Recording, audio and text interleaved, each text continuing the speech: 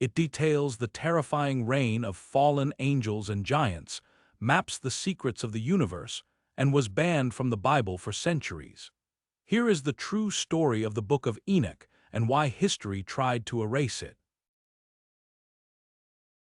Imagine discovering that a potent volume of ancient knowledge was purposefully excluded from the Bible. This text, known as the Book of Enoch, is filled with startling truths regarding celestial entities, fallen angels, and predictions deemed so contentious that religious leaders prohibited the work for hundreds of years. However, even with calculated efforts to hide it, this enigmatic writing endured. Now, we are going to explore the forbidden mysteries contained within. Let's talk about the text that authorities attempted to wipe from existence. Back in the late 1700s, amidst the arid landscapes of Ethiopia, a specific find was on the verge of altering how we understand history. An adventurer from Britain found himself standing inside a shadowy, age-old religious sanctuary. He was visibly shaking as a local monk handed him a bundle that appeared to be nothing more than aged manuscripts. The holy man spoke softly, revealing that the document had been guarded securely for countless generations. That traveler had no idea at the moment, but he was actually grasping a scripture that had been concealed from global view for more than 16 centuries. It was a manuscript deemed so dangerous that religious authorities previously commanded the destruction of every single duplicate. The narrative was considered so bizarre that people insisted it should remain unread forever. He had found the Book of Enoch. For hundreds of years prior, this title was merely a legend, a phantom discussed quietly among academics. They were aware it was real at one point and understood its influence on ancient faith. However, the actual text was missing, withheld from the public eye for causes that remained largely mysterious. What could cause such intense dread regarding a simple book, which classified truths required such strict censorship? You can find the solutions written within its chapters. It details legends of celestial beings abandoning the sky to wed mortal females. It recounts the saga of their colossal children who destroyed the primeval Earth.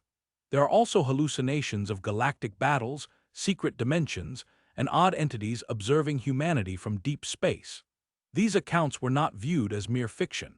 To a vast number of ancient worshippers, this was factual history, explaining the reality of our planet's descent into sin. The text describes the Watchers, those renegade spirits who instructed mankind in combat, cosmetics, and sorcery. It also chronicles the penalty they faced, bound forever in gloomy shackles. The writing provides blueprints of the celestial corridors and depicts the flaming vehicle of the Creator. It is not surprising that this terrified the ruling classes. This was more than a prohibited manuscript. It represented an alternative spiritual journey. It revealed a cosmos that was far more expansive, peculiar, and vibrant than most people were willing to acknowledge. However, a strange phenomenon occurred. Even though it was sliced out of the holy canon, fragments of Enoch's narrative still resonate within the scriptures we recognize today. You can find his influence cast over the Bible's verses. The angels he described manifest in our artwork and subconscious visions, while his cautions regarding divine judgment continue to address us now. The chronicle of this text is essentially a saga about a concept that refused to die, consisting of language that remained dormant until humanity was prepared to listen once more. Currently, following ages of obscurity, Enoch is talking again. He does not emerge as an old antique, but rather as a vibrant messenger from the origins of belief. It is a volume that compels us to gaze into the night sky and question what other parts of our history remain unknown. The manuscript they attempted to delete has returned.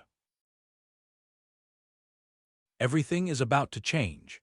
In the upcoming segments, we will follow in Enoch's footsteps. We are going to encounter the angels who lost their grace and confront the ancient giants that once walked the earth. We will peek past the curtain shielding the heavenly throne.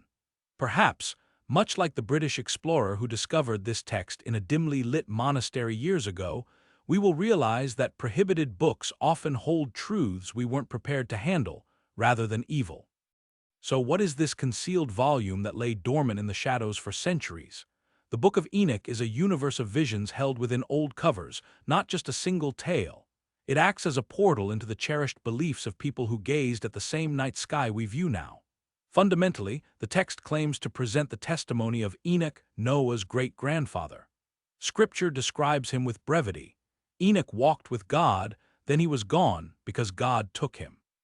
This short suggestion that a human ascended to heaven, without dying, ignited the imagination of early thinkers. The document we possess was likely recorded between 300 and 100 BC. However, the oldest portions probably reflect oral traditions existing long before they were written down. Composed largely in Aramaic, it circulated among Jewish communities during an era when people sought evidence of a divine plan while living under foreign rule. The book's structure is what truly distinguishes it. Resembling a mansion with numerous chambers, it contains 5 primary sections, each with a unique tone and lesson.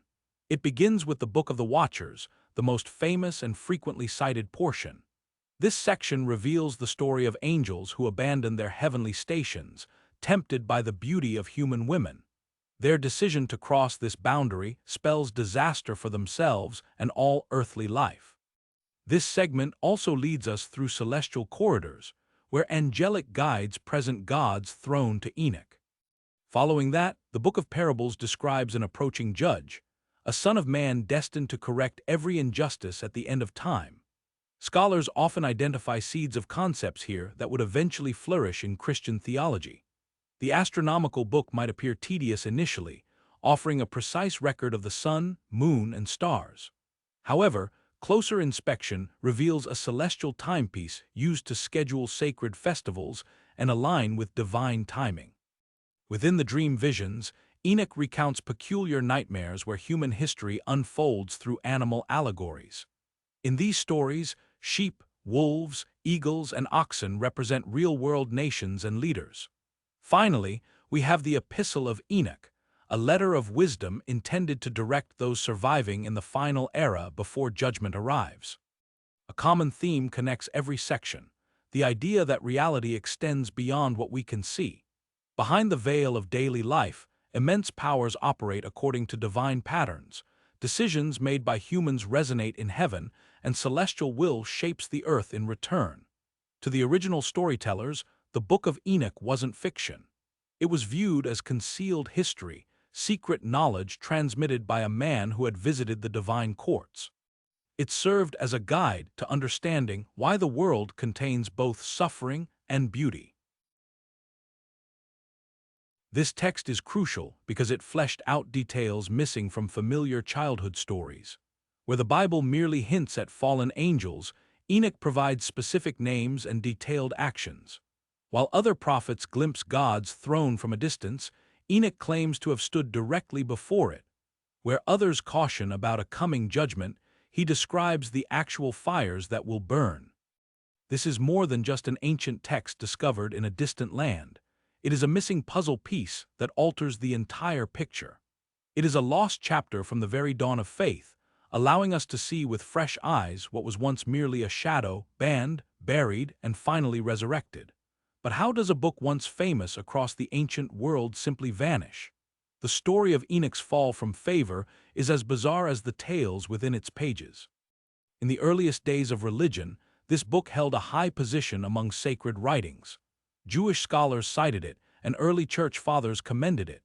Even the author of Jude in the New Testament refers to Enoch by name, treating the text as authentic prophecy. However, by the 4th century, a change occurred. As church leaders strove to establish a single, clear doctrine, writings that did not fit their vision were pushed aside. Books featuring wild narratives about angels and other realms created difficult questions regarding what to believe. In 367 AD, Bishop Athanasius of Alexandria compiled a list of what he deemed the only true holy scriptures, and Enoch was left off. Other councils followed suit, and a line was drawn separating accepted books from rejected ones. But why was Enoch excluded? Some argue its graphic stories of fallen angels conflicted with evolving views on the origin of sin. Others point to descriptions of God and heaven that clashed with the hierarchy's teachings. A few suggest it was viewed as too similar to other forbidden texts that actually spread heresy. Whatever the reason, the result was undeniable. Scribes ceased copying it, and libraries allowed their old scrolls to decay. Over time, the book that once influenced how humanity viewed the stars faded from memory. Yet it was not entirely forgotten. In a remote corner of the globe, beyond the reach of the censors, Enoch survived. In the rugged highlands of Ethiopia, where an ancient branch of Christianity thrived, the text remained revered as holy truth. There, in a land of historic faith and towering mountains, the words were hand-copied, page by page, for centuries. Ages passed, empires rose and collapsed, and the world lost track of this treasure. Then came a pivotal moment for hidden history.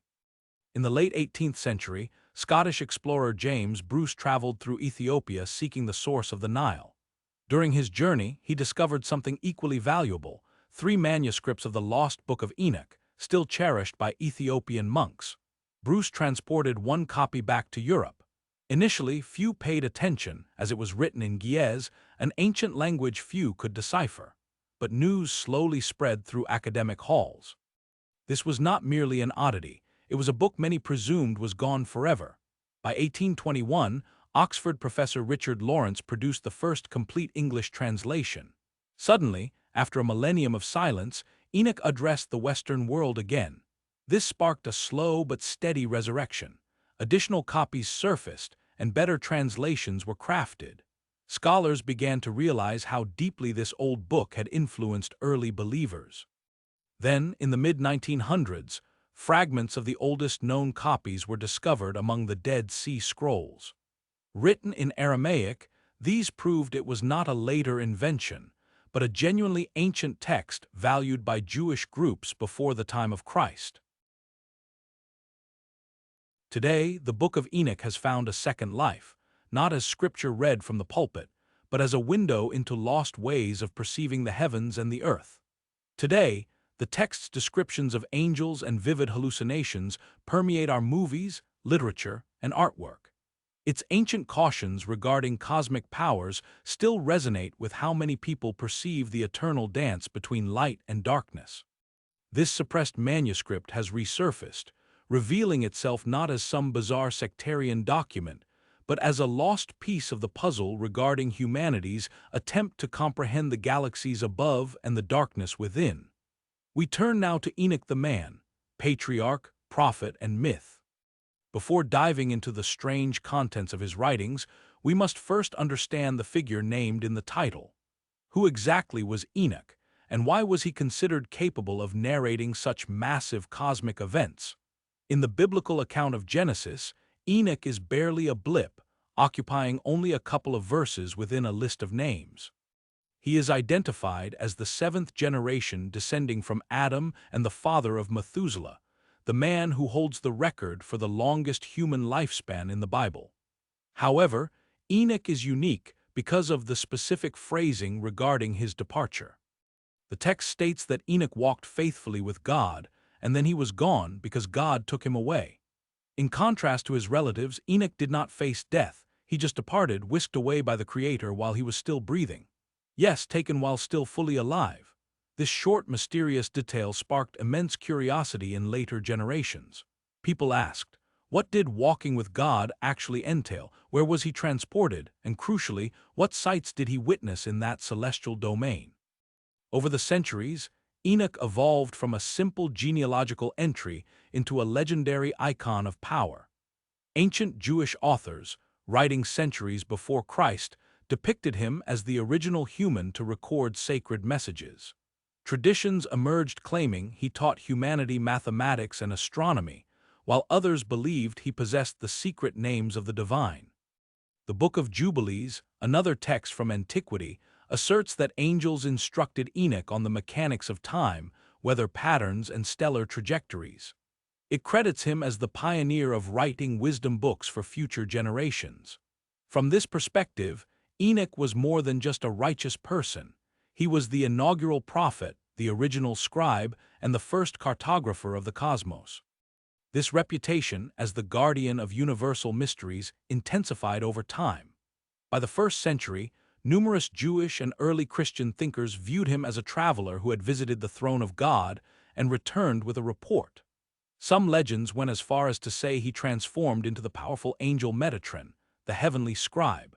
Within Christian traditions, Enoch was frequently associated with Elijah, the only other biblical figure ascended to heaven without dying. Certain teachings suggested that this pair would come back during the end times to confront evil powers.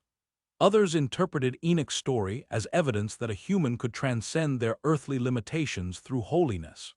Yet, Enoch's legacy extends past Jewish and Christian boundaries.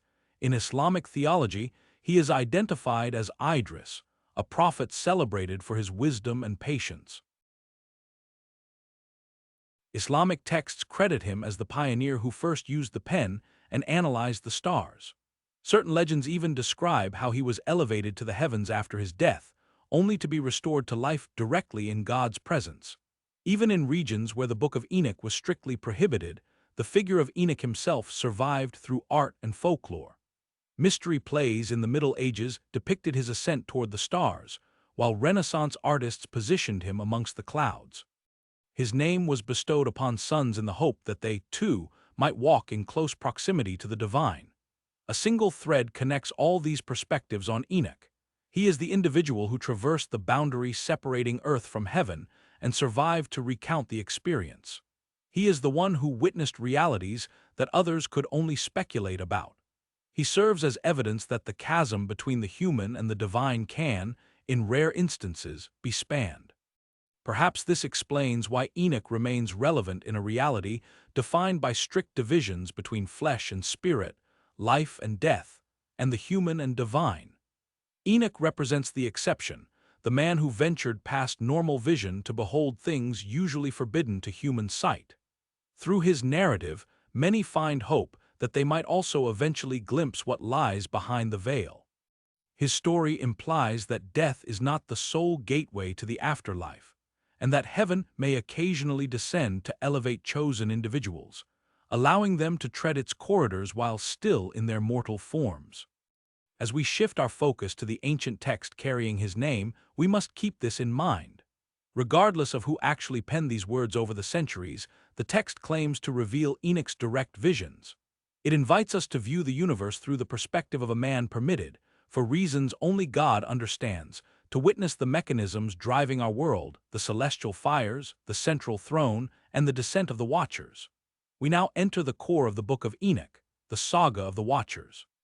This specific account is the primary reason the text was both revered and dreaded.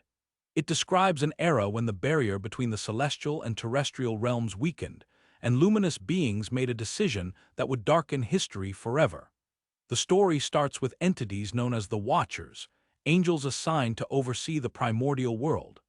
200 of these powerful spirits were stationed in the sky, observing the young planet and its inhabitants. Their duty was to observe, protect, and maintain the separation between heavenly and earthly ways. However, as they monitored the expanding human population, a forbidden desire awakened within them. They noticed the daughters of humanity and were captivated by their beauty. Under the command of their leader, Samjaza, these Watchers formed a conspiracy. They decided to abandon their stations, assume physical form, descend to the surface, and claim human women as their spouses. Yet even angels felt fear regarding such a transgression. Samjaza was anxious that he alone would face punishment if their actions invoked divine anger. He demanded that his fellow angels swear a solemn vow. He insisted they bind themselves with a curse, ensuring no one would back out of the scheme and that they would complete the act together. Consequently, atop the summit of Mount Hermon, all 200 angels pledged a grim oath to fulfill their lusts, regardless of the consequences. Descending during the era of Jard, Enoch's father, each angel selected a woman and married her. These unnatural pairings produced offspring, but they were not normal human infants. These were the Nephilim, insatiable giants of immeasurable height. The Watchers, however, did more than just father monstrous sons. They also began instructing humanity in forbidden celestial secrets. Azazel instructed men on fabricating implements of warfare, including knives, swords, breastplates, and shields. He also demonstrated the techniques for metalworking and jewelry crafting. Samjaza shared knowledge of enchantments and root cutting for sorcery, whereas Armoros explained how to counter those spells. Barakigel provided understanding of the stars, and Kakebel disclosed the constellations. Other fallen angels taught signs of the earth, lunar cycles, and the application of makeup to the eyes. Every angel distributed concealed wisdom and arts that humanity was not yet supposed to possess. Initially, these contributions might appear beneficial. After all, what is wrong with metallurgy or astronomy? However, the Book of Enoch depicts these teachings as the origins of destruction. The weaponry resulted in violence, the jewelry incited vanity, and the sorcery shifted faith away from God toward incantations. The issue was not simply that the Watchers had crossed a crucial boundary. They carried with them a celestial fire that incinerated everything it contacted, bestowing authority devoid of wisdom and information lacking affection. Consequently, the earth began to buckle beneath a heavy burden of fresh iniquities. The offspring produced by the union of angels and women consumed every resource available, devouring vegetation, wildlife, and eventually mankind. Driven by starvation, they resorted to drinking blood and attacking one another. Meanwhile, the skills imparted by the Watchers fueled conflict, arrogance, and avarice. The singular tragedy of Cain slaying Abel expanded into full-scale tribal warfare, while simple dishonesty evolved into complex networks of fraud. Civilizations spiraled into anarchy, a direct result of the decision made by guardians who were tasked with observing rather than interfering. High above, the celestial host witnessed the unfolding disaster. 4 specific archangels, Gabriel, Raphael, Uriel, and Michael, gazed upon the planet, listening to the anguish of those victimized by the Watchers' transgression. They presented these pleas to the Almighty, declaring, "Observe the actions of Azazel, who has instructed the world in every form of corruption, and exposed the timeless mysteries that belong to the heavens." This initial chapter of the narrative concludes with the divine eye refocusing on the mortal realm, shifting from affection to judgment. The renegade angels had sown the wind, and inevitably, they along with the entire planet were about to harvest the whirlwind. A cautionary lesson resonates through this age-old legend. Certain boundaries exist for a reason. When the terrestrial and celestial merge without divine sanction, the result is devastation rather than magnificence. Unbounded passion, unwise power, and unloving knowledge create monstrosities instead of happiness. However, a peculiar solace is concealed within this grim account. Despite the corruption of angels, the Creator does not forsake the world. When the custodians falter, fresh envoys are dispatched. The earth might fracture, yet its architect never forgets it. We now turn to the Nephilim, the ancient giants. These colossi roamed while the planet was still in its infancy. As hybrids of the divine and the human, they cast immense silhouettes over the primordial landscape. The saga of the Nephilim originates from that illicit attraction, where angels were captivated by the allure of mortal women. Forget the friendly giants found in nursery rhymes. These were entirely different. According to Enoch's text, they reached a staggering height of 300 cubits, which translates to almost 500 feet. Although this figure might be a stylistic exaggeration of antiquity, even a conservative estimate suggests they dwarfed ordinary men. Imagine craning your neck to view a creature triple your size, possessing proportional strength. The term Nephilim is derived from Hebrew, signifying the fallen ones or those who cause others to fall. And indeed, they plummeted. Rather than heroes, they were abominations. The narrative is straightforward. They committed offenses against all manner of wildlife, fish, reptiles, beasts, and birds, before cannibalizing each other and consuming blood. An ecosystem of tranquil animals was suddenly confronted by a predator beyond previous comprehension. The appetite of these giants was limitless. Once vegetation and wildlife failed to satiate them, they turned on humans. Enoch details how they began to devour mankind, eventually sinning against every type of creature, birds, beasts, reptiles, and fish, before finally turning on each other to eat flesh and drink blood. Their hunger went far beyond simple nutrition. These giants depleted the Earth's resources at a terrifying speed. Picture whole forests leveled, rivers drunk dry, and animal herds wiped out, all to sustain beings that could never be satisfied. This narrative isn't exclusive to the Book of Enoch. Genesis 6 in the Bible briefly describes the Nephilim living during the time when the sons of God produced children with human women, calling them the heroes and famous men of old. However, while Scripture offers only a few verses, Enoch provides the complete, horrifying account. Similar legends of giants exist in cultures across the globe. Greek mythology describes the Titans warring against the gods, while Norse traditions speak of the Jotnar, powerful entities the size of mountains. Indigenous tribes in the Americas have passed down oral histories of giant cannibalistic hunters, deeply ingrained memories of actual historical events, or perhaps ancient societies attempting to explain the discovery of dinosaur fossils. The Nephilim legacy involves more than just folklore. Some researchers point to massive megalithic stonework that appears impossible for human hands to transport. Others highlight ancient texts describing armor and weaponry of enormous size. The Bible itself specifies that Og, the king of Bashan, slept in an iron bed that measured over 13 feet long. The violence of these beings escalated until it infected every part of the world. Enoch records that the entire earth was ruined by the techniques taught by Azazel, placing the blame for all sins squarely on him. The planet groaned under the burden of their weight and voracious hunger. Finally, heaven paid attention. The screams of mankind ascended to God's throne, and the archangels Michael, Gabriel, Raphael, and Uriel looked down to witness the horror unfolding on earth. These giants posed more than just a physical danger. They were living evidence of violated cosmic boundaries. They represented an unnatural union between the divine and the mortal that should never have occurred. In most ancient societies, order was sacred, making the Nephilim the embodiment of chaos. Their existence offers a profound lesson. True greatness is not defined by size or force, but by wisdom and goodness. The giants possessed power but abused it, choosing cruelty instead of kindness, guaranteeing their eventual judgment. Today, the memory of the Nephilim survives in our culture. We still spin tales of giants, mostly frightening ones, which perhaps echo a primal fear that something superior in strength might one day devour everything we cherish. Enoch's account serves as a warning against unchecked hunger and power devoid of wisdom. The Nephilim were not doomed by their stature, but by the smallness of their character. The corruption of mankind followed. Before the Watchers arrived, human life was simple.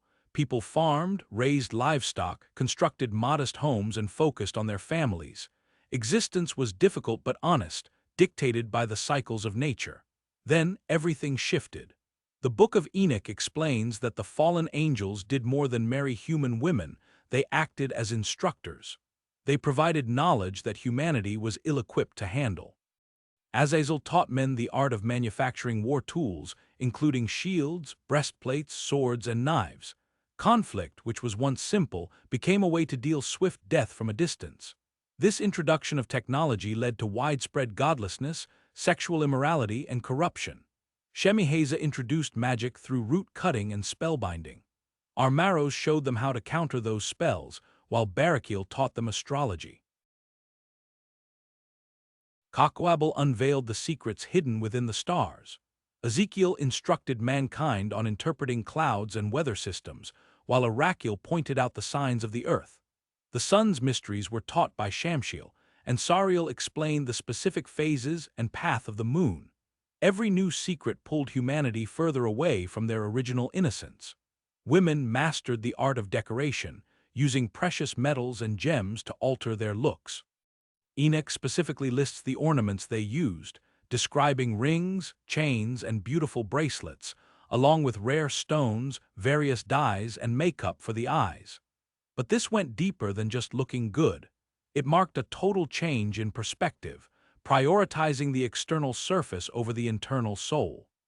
Soon enough, people started copying the brutality of the giants living among them.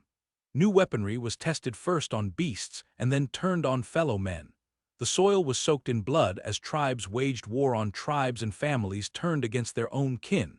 The Watchers didn't just provide tools, they fundamentally altered human psychology. Nature was no longer a home to inhabit, but a resource to dominate. Animals became targets, and neighbors became competitors. As the text states, "And men perished, they cried and their voice reached to heaven." This corruption infected almost everyone, spreading like a plague. Some teachings caused instant damage, like weapons dealing quick death, while others acted like a slow-acting toxin. Instead of admiring the stars, astrology made people dread them. Medicinal knowledge brought healing, but it also introduced new dependencies. The manipulation of metal was arguably the most perilous shift. Men learned to mine the earth, melt rocks into liquid, and reshape reality, a skill that would define all future history. Heaven's trust was shattered. Insights intended to be learned over millennia were suddenly forced into human consciousness. It was the equivalent of handing a baby a lit torch. The outcome was simultaneously impressive and horrific. The Book of Enoch isn't against learning itself, but it speaks out against information lacking wisdom or love. The Watchers taught humanity the how without teaching the why or the should. The environment began to collapse under this corruption. Weather patterns shifted, plants died off, and animals turned violent. The entire planet seemed to groan in distress. The rot was spiritual, too. People started treating the Watchers like deities, ignoring the Creator who actually designed the cosmos. They exchanged genuine truth for raw power and clever tricks. From above, heaven observed the beautiful garden of earth transforming into a war zone. The experiment of liberty had devolved into anarchy. God is patient, but that patience has limits. This ancient lesson remains relevant through time. Power without virtue corrupts, and blind progress is dangerous. As modern humans decode atoms, genes, and the mind, Enoch's cautionary tale still resonates. We shouldn't necessarily know everything before we have the maturity to handle the weight of that truth. While the surrounding world descended into chaos, one man traveled a separate road. The Book of Genesis states simply that Enoch walked with God. For 300 years, he made a daily decision to value peace over violence, wisdom over cunning schemes, and kindness rather than dominance. Enoch wasn't a warrior or a king. The ancient scrolls depict him as a scribe, a historian, and a master of letters and numbers. In an era that was embracing weaponry, he held nothing but a pen. Visualize a quiet man possessing weathered hands and observant eyes. While his contemporaries battled for gold or territory, Enoch studied the stars, recorded the seasons, and taught his children the importance of listening rather than speaking. His existence wasn't flawless, of course. He confronted the same reality as everyone else, a world where giants roamed the hills and violence flooded the valleys. However, something made him distinct. Where others perceived threats, he recognized patterns. Where they heard noise, he heard melodies. Then one night while he slept, his entire reality shifted. The ancient records tell us that when humanity multiplied, beautiful daughters were born, and the angels, the sons of heaven, saw them and coveted them. Enoch wasn't selected for royal lineage or physical might. He was picked because he still knew how to listen. The summons arrived without notice. It wasn't a booming voice from the sky, but a quieter event, a dream, a visitation, a deep knowing. He described two men appearing to him, immensely tall, unlike anything seen on earth. Their faces shone like the sun, their eyes resembled burning lamps, and fire issued from their lips. Their clothing looked like feathers, their feet were purple, and their wings outshone gold. These were not the rebel watchers, but loyal angels faithful to the heavenly throne. Speaking with voices like rushing water, they said, "Do not fear, Enoch, righteous man and scribe of righteousness. Go and tell the watchers of heaven who have deserted the celestial heights that they will never find peace." Consider the burden of that mission. A human was asked to deliver judgment upon beings of pure light and power. It was comparable to a child scolding giants for their behavior. Nevertheless, Enoch accepted. The text simply states that he went and sat by the waters of Dan, located south of Mount Hermon to the west. He read their petition there until he fell asleep. When he awoke, the landscape appeared unchanged, the same sky, the same hills, but Enoch had transformed. He was now a bridge between worlds, a messenger traversing different realms. His initial assignment was locating the fallen watchers. They weren't difficult to find, as their impact stained the whole earth. However, approaching them required immense courage. The Book of Enoch details how he journeyed to their abode and found them all gripped by fear and trembling. Even in their fallen condition, these were entities of massive power. Yet they saw in Enoch something they had forfeited, a connection to the divine. They begged him to intercede for them, the ones who had abandoned the high heavens. These beings, who once stood in the presence of God, now needed a human to speak on their behalf. The dynamic had totally reversed. Those who arrived to dominate were now pleading for mercy. Enoch stood there absorbing their full confession. They admitted to everything, teaching forbidden arts, taking human wives, and spawning the violent Nephilim. Even though they knew a penalty was inevitable, they clung to a sliver of hope for leniency.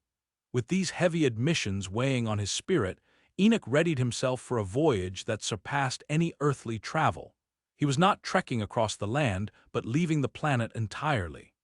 He was destined to ascend to heaven itself, to present their case and return with the Creator's response. This moment marked the definitive turning point for Enoch. He evolved from a simple man into a prophet, shifting from a passive observer to an active player in a cosmic drama. His summons serves as a reminder that anyone, regardless of how average they seem, might be chosen for a magnificent destiny. The humble writer was transforming into the voice linking the celestial and terrestrial realms. The man who walked with God was about to walk inside God's own domain to witness the judgment of the fallen angels. His voyage commenced in total darkness. Enoch recounted being taken to a region filled with flaming objects, inhabited by entities that could assume human form at will. His guides were angels capable of shape-shifting, appearing as people one moment and pure energy the next. They swept Enoch far beyond his familiar world, past the known oceans and mountains to dimensions rarely seen by human eyes. He described being elevated to a crystal structure encircled by tongues of fire. This location could not be found on any physical map. He had stepped into a spiritual plane where thoughts manifest as reality and time behaves differently than on earth. Standing before the heavenly throne, Enoch relayed the Watcher's plea, but the verdict had effectively already been rendered. The archangels had been observing everything. Every human tear and every drop of blood spilled by the Nephilim had been tallied. The judgment was delivered not with rage, but with quiet, absolute certainty. He was told to return to the Watchers who sent him and say, "You should be petitioning for humans, not humans petitioning for you." The fallen angels had hoped Enoch would serve as their defense, but he returned as the herald of their doom. The reasoning was stark. They had dwelt in heaven, yet the deepest secrets remained hidden from them. They knew only the worthless mysteries. In the hardness of their hearts, they leaked these trivialities to women, and through that knowledge great evil multiplied on earth. Their penalty would match their transgression. Since they violated cosmic boundaries, boundaries would now confine them. They had corrupted the world, so the world would reject them. The command was given to bind Azazel hand and foot and throw him into the dark. A hole was torn in the desert to be his cell, filled with sharp, jagged rocks. There, his face would be covered to ensure he never sees the light again. For creatures made of light, absolute blackness was the ultimate horror. For spirits accustomed to flight and freedom, chains were an unbearable weight. Being cut off from the divine presence was the deepest agony. Each watcher was handed a specific sentence. Some were bound in valleys, while others were cast into fiery chasms to wait eons for the final judgment. The Book of Enoch paints their prison vividly, describing a deep abyss featuring pillars of heavenly fire stretching to immeasurable heights and depths. This was not merely physical incarceration, it was spiritual exile, a natural consequence of their actions. They had embraced darkness internally, so their external reality now reflected that choice. Justice was not just about punishing the guilty, but securing safety for the innocent.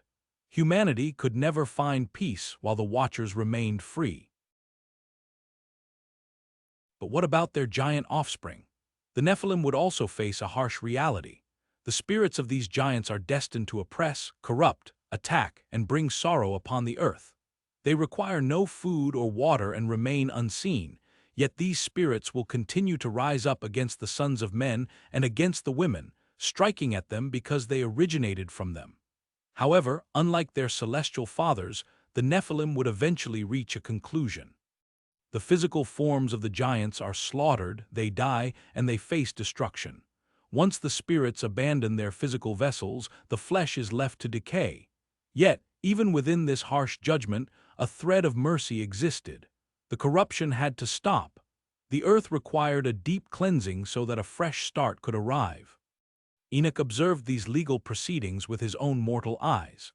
What he witnessed was a level of justice that transcends human logic, acting as a perfect equilibrium of truth and mercy. The angels who stayed loyal made the situation clear to Enoch, stating that this sentence comes directly from the living God and cannot be fought or avoided. To a modern audience, this ruling might feel excessive. Yet, Enoch's narrative reveals a universe built on balance, where every action triggers a consequence. It depicts a reality where boundaries are vital and where authority demands accountability. The Watchers were not penalized for a solitary slip-up. They had willfully and habitually violated the laws of the cosmos. They had inflicted pain on innumerable innocent beings and warped the natural order until it nearly snapped. Their sentencing serves as a reminder from ancient lore that justice is inevitable, even if it spans generations to arrive. No entity, regardless of their power, is above the moral code that holds the universe together. Now we turn to the cosmic jail. Far below peaks that do not appear on our maps and past valleys no human explorer has ever charted, there lies a prison unlike anything found on Earth. Instead of stone walls, it is built from the fabric of reality itself. Its bars are not made of metal, but of divine command. This is the cosmic holding cell described in the Book of Enoch, reserved specifically for the celestial beings who chose rebellion. Enoch provides a vivid description of this supernatural penitentiary. He describes traveling to a location even more terrifying than the last, where he witnessed horrific sights. There was a massive fire blazing there, and the area featured a deep tier extending down into the abyss, filled with great pillars of flame raining down. He notes that he could not determine its dimensions or figure out the source of the fire. While human prisons are often built to rehabilitate or punish for a set term, this cosmic facility was engineered for total containment. Because the Watchers possessed such vast knowledge and strength, standard methods could not hold them. Their cage required an existence that sat partially outside the flow of time. The text clarifies that there are distinct containment zones for specific offenders. Take Azazel, for instance, who introduced humanity to warfare and vanity. The command was to open a pit in the desert and cast him inside. He was to be buried under jagged, sharp rocks and cloaked in total darkness. Then there is Shemiheza, the ringleader of the rebellion. He and his cohorts were to be bound beneath the ground for 70 generations, waiting there until the day of their final sentencing is complete. These descriptions were not just metaphors, but spiritual facts. These were the waiting rooms where fallen angels would spend the long ages until the ultimate judgment. You might wonder, where exactly is this prison located? Enoch's writings position it in various spots, at the ends of the earth in the west, and past massive mountain ranges. These are not directions you can find on a map, but rather spiritual coordinates indicating where the material and immaterial worlds overlap. The punishment involved more than just confinement. It included a painful separation. The 200 Watchers were cut off from their giant offspring. While the physical bodies of the Nephilim would perish in the approaching flood, their spirits were destined to remain stuck between dimensions, neither fully alive nor fully dead. Enoch explains that these disembodied spirits will continue to antagonize the children of people and the women, targeting them specifically because they proceeded from them. These entities became what later traditions would refer to as demons, spirits without bodies that are desperate to inhabit physical forms. The celestial prison itself was divided into distinct tiers and zones. Certain regions were engulfed in unending flames, while others were shrouded in darkness that defies imagination. While some inmates were bound by massive shackles, others were trapped behind walls they couldn't even see. Enoch describes the bonds as holding incredible weight, unlike any ordinary chains. Many researchers interpret these not as physical metal links, but as restrictive fields of divine power that constrain the very essence of these spiritual entities. The wardens here weren't human, they were loyal angels tasked with guarding the watchers.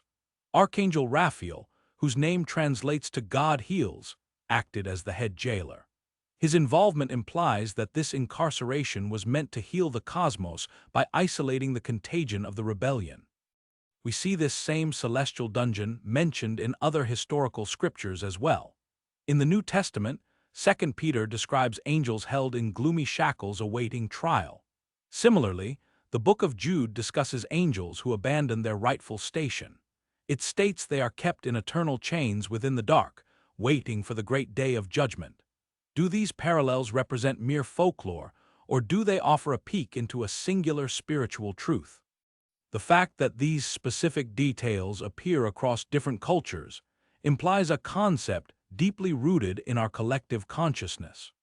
Their sentence was fixed at 70 generations, a figure symbolizing a full era of time. The Watchers were destined to stay locked away until the current cycle of the world concluded, at which point they would face their ultimate verdict. This wasn't a rehabilitative facility like human jails. Its sole function was containment. Instead of punishment reforming them, they would learn by observing the long-term fallout of their rebellion as it unfolded throughout human history. The most striking part of this punishment was how sharply it differed from their previous liberty. These entities used to fly among the stars and exist in the presence of the divine. Suddenly, they were restrained and shackled, understanding limitation for the very first time. This incarceration delivered a profound lesson. Liberty devoid of accountability is merely chaos, not freedom. Real liberty requires structure and adherence to both natural and divine laws. This celestial prison serves as a reminder that justice operates on a timeline far longer than a human life. Certain spiritual debts require ages to pay off, just as some injuries need eons to recover. Yet, Enoch's account assures us that the universe always seeks equilibrium. Chaos is eventually replaced by structure, and light inevitably conquers the dark. Now Michael, Raphael, Uriel, and Gabriel enter the scene. The heavens rumble and the skies grow dim as these mighty archangels step into the light. Before they were central figures in global religions, Enoch introduced them as the enforcers of the cosmos. Divine justice demanded a response because the Watchers had committed a violation that could not be undone. First is Michael, the commander of the heavenly armies whose name asks, "Who is like God?"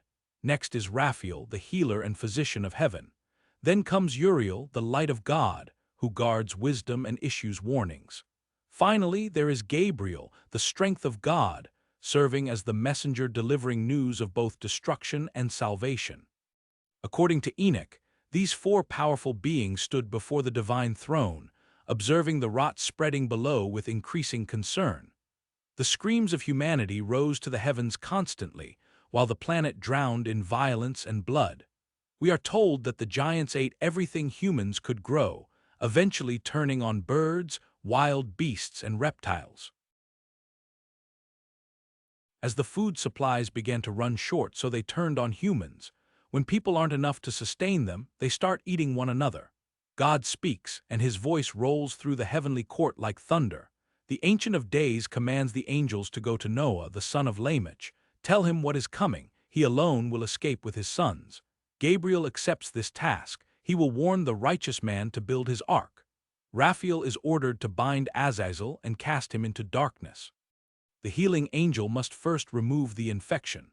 Throw rough and jagged rocks upon him, the command goes, and cover him with shadows. There he shall remain forever, his face covered so he may not see the light. This punishment takes priority because Azazel taught humans violence through metalworking. He showed them how to craft weapons, and his knowledge unleashed bloodshed upon the world. On the day of judgment, Raphael will cast him into the fire. Next comes Uriel's task. The angel of wisdom must warn Lamech's son and explain the coming devastation. No corner of creation will escape the flood.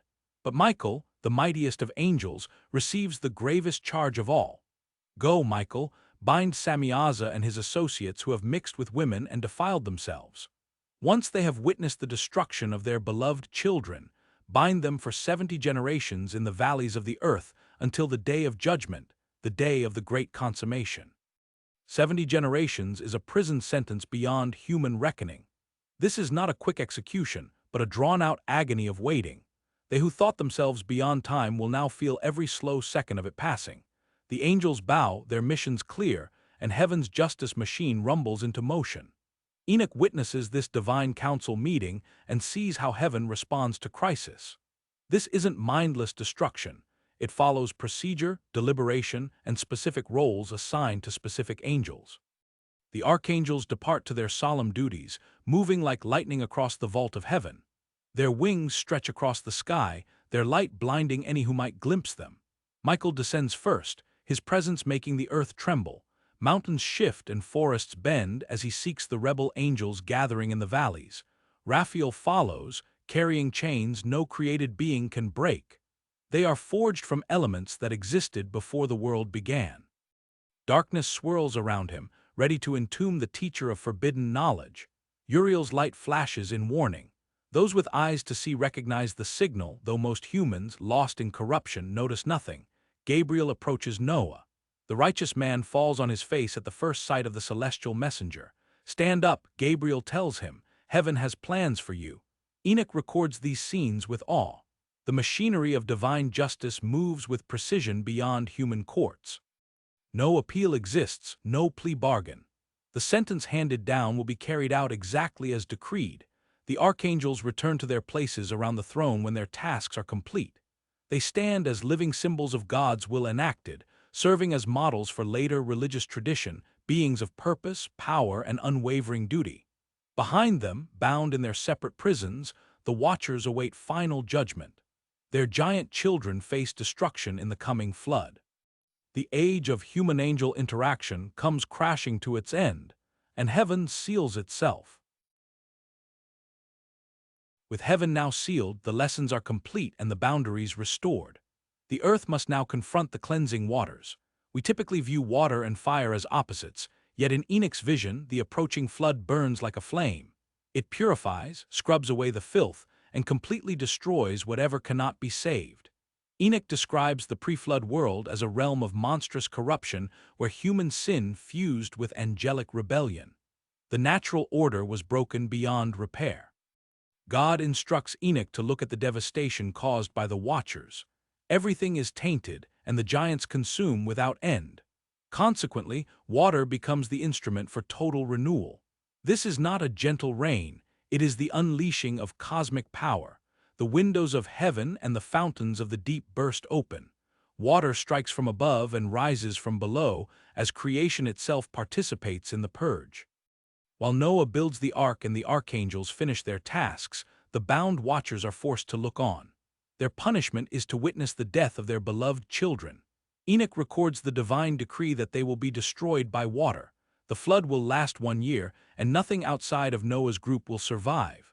The Nephilim, those massive hybrid sons, face physical extinction. Their bodies will drown, but Enoch explains that their spirits will remain. This offers a key origin story for demons. The text describes these spirits as invisible clouds that corrupt, fight, and inflict pain on the earth. It says they will cause sorrow, attack, struggle, and cast things down. They will not eat, yet they will hunger and thirst while causing destruction. The flood does not end evil, it transforms physical monsters into spiritual ghosts seeking hosts. As the water rises, the cleansing begins. Rain hammers down for 40 days, swallowing even the mountain peaks. Everything outside the ark drowns. Enoch views this timeline through prophetic vision, seeing the world before, during, and after. He understands it as the surgical removal of rot rather than random violence. The old world stands as a warning in his account. Disaster follows when cosmic boundaries fail and knowledge arrives without wisdom. Only Noah's family of 8 humans survives to rebuild, protected with the animals inside the ark. Life is preserved amidst death. Once the waters recede, God establishes a covenant sealed by the rainbow, promising never to destroy all flesh with water again. Yet Enoch looks further. The first cleaning was water. The next, he predicts, will be fire. The earth will eventually be scrubbed of all sin and torment. God declares that these plagues will not be sent forever. Enoch's flood narrative adds depth to Genesis, marking the final end of the Watchers. This marks the conclusion of the Watchers' direct influence on human history. It establishes a distinct boundary between the heavens and the earth, effectively transforming evil from a physical threat into a spiritual one. Crucially, this account demonstrates God's refusal to completely forsake his creation. Even within destruction, there is preservation. Noah represents the survival of human hope. Animals maintain their kinds, and plants grow again, allowing life to resume. Enoch's narrative of the flood expands far beyond the traditional 40 days and nights. He perceives it as a year-long process of death followed by rebirth.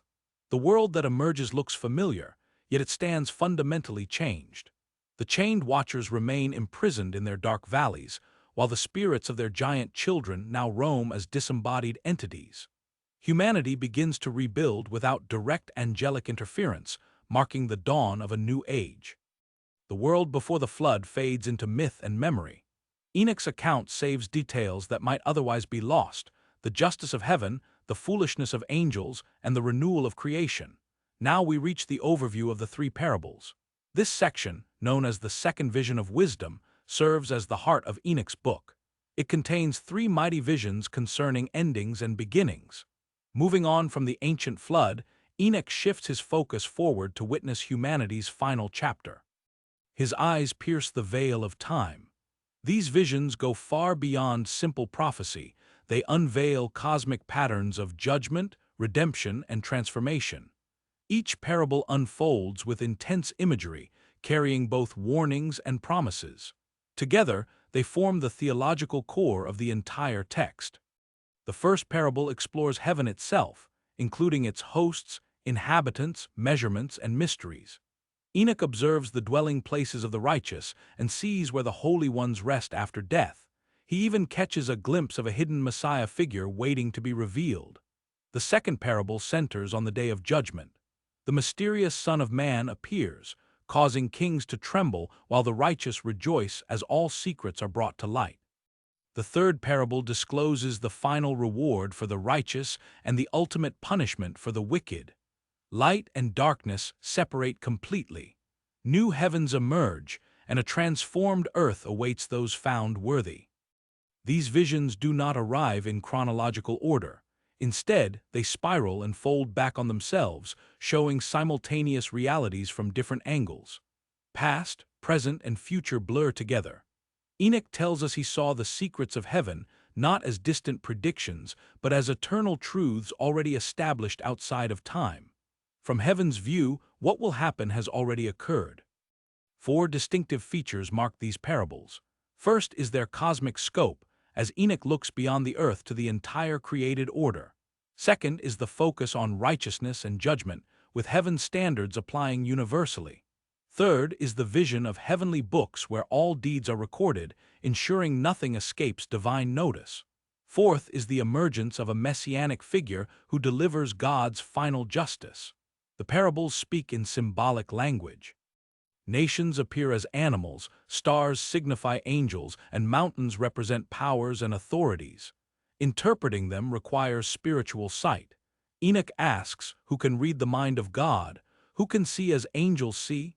Yet, these parables attempt to translate heavenly truth into human language. These chapters proved troubling to later religious authorities. Their apocalyptic intensity challenged institutional power, and their messianic imagery seemed too specific and revolutionary. However, for early followers of Jesus, these parables were essential. The image of the Son of Man walking beside the Ancient of Days, the pre-existent one chosen before creation, deeply shaped early Christian theology. As Enoch writes, before the sun and stars were made, and before the powers of heaven were created, his name was named before the Lord of Spirits. These descriptions of the messianic figure anticipate the exact phrasing that would later emerge in Christian scriptures concerning Christ. The three parables serve as portals, offering a glimpse into the divine perspective of heaven.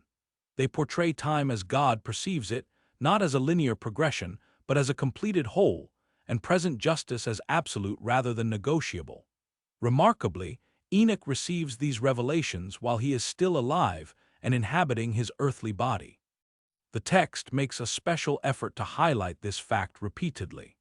He is a living man witnessing sights usually reserved for the dead, explaining how he was lifted up in a vision to behold the holy inhabitants of heaven. This direct access to the mysteries of the divine establishes the foundation of his authority. These parables remain Enoch's most significant and lasting contribution. The imagery found within them has deeply enriched the traditions of Judaism, Islam, and Christianity. For centuries, these visions of cosmic justice have fueled religious movements. When we look at the history of apocalyptic literature, we constantly find reflections of Enoch's three parables. Their influence stretches far beyond the era in which they were written. Even today, modern concepts of the final judgment, the rewards of heaven, or the arrival of a Messiah often unknowingly draw upon the imagery first recorded in these ancient scrolls. A figure known as the Righteous One emerges from the light, appearing as something neither entirely human nor fully angelic. Enoch observes him and asks his guide, "Who is this?" The angel replies that this is the Son of Man, the one who embodies righteousness and with whom righteousness dwells. It is fascinating to find this messianic vision in writings that predate Christianity by centuries. The title Son of Man would eventually become the preferred self-designation of Jesus of Nazareth. This concept of a heavenly judge who existed before creation fundamentally shifted Jewish expectations of the Messiah. In the first parable, Enoch describes this mysterious being sitting alongside the head of days, a title for God himself. He does not stand as a servant would, but sits in a position of equality and power. Although his face radiates grace like the holy angels, he is no ordinary angel. This figure holds the authority to judge the angels themselves. Enoch identifies four specific traits of this messianic character. First is his pre-existence, as he was named before the sun and stars were formed. Second is his righteousness, representing a perfect alignment with heavenly standards. Third is his role as judge, causing kings and the mighty to tremble. Fourth is his status as the chosen one, selected by God for this cosmic purpose. The prophecy declares that this Son of Man will force kings and powerful men from their thrones, loosening the reins of the strong and crushing the teeth of sinners. In an era defined by oppressive empires, such language carried revolutionary implications of a divine overthrow. The Messiah was destined to reverse the social order, making the first last and the last first. This heavenly figure arrives with a dual mission of salvation and judgment. For the righteous, his appearance means vindication. For the wicked, it brings terror. Enoch writes that he will topple kings because they fail to praise him or acknowledge the true source of their power. This cosmic judge perceives every secret, leaving nothing hidden from his gaze as he weighs every deed. He evaluates not only visible actions, but also hidden motives and private thoughts. In those days, the earth itself will surrender everything entrusted to it. Sheol is compelled to return what it has received. The elect one is destined to take his seat upon the divine throne. The resurrection of the dead coincides with the Messiah's arrival. This judgment requires everyone to be present, including both the living and the dead. The books of heaven are opened. Every single life is reviewed. What is most striking is how this celestial figure merges aspects that were previously separate in Jewish tradition.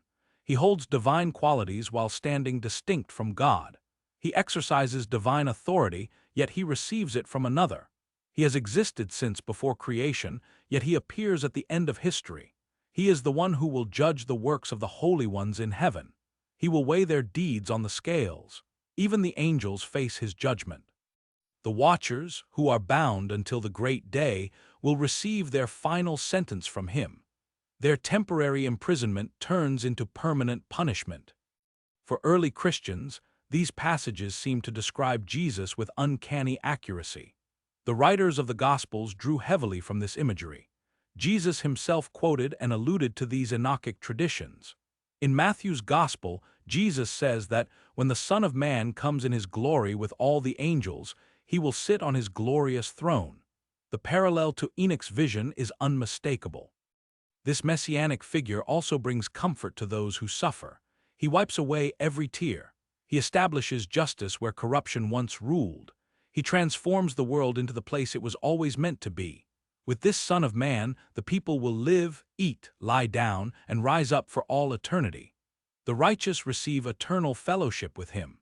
Their reward is not just survival, but intimate communion with the divine representative.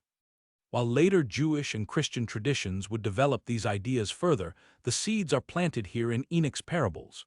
We see a heavenly Messiah, a final judge, a vindicator of the righteous, and a pre-existent one who enters history at its climax. For those who first heard these words, they offered hope beyond their present suffering. Kings and empires might rule now, but their power was temporary. The true king waited in heaven. His arrival would set all things right.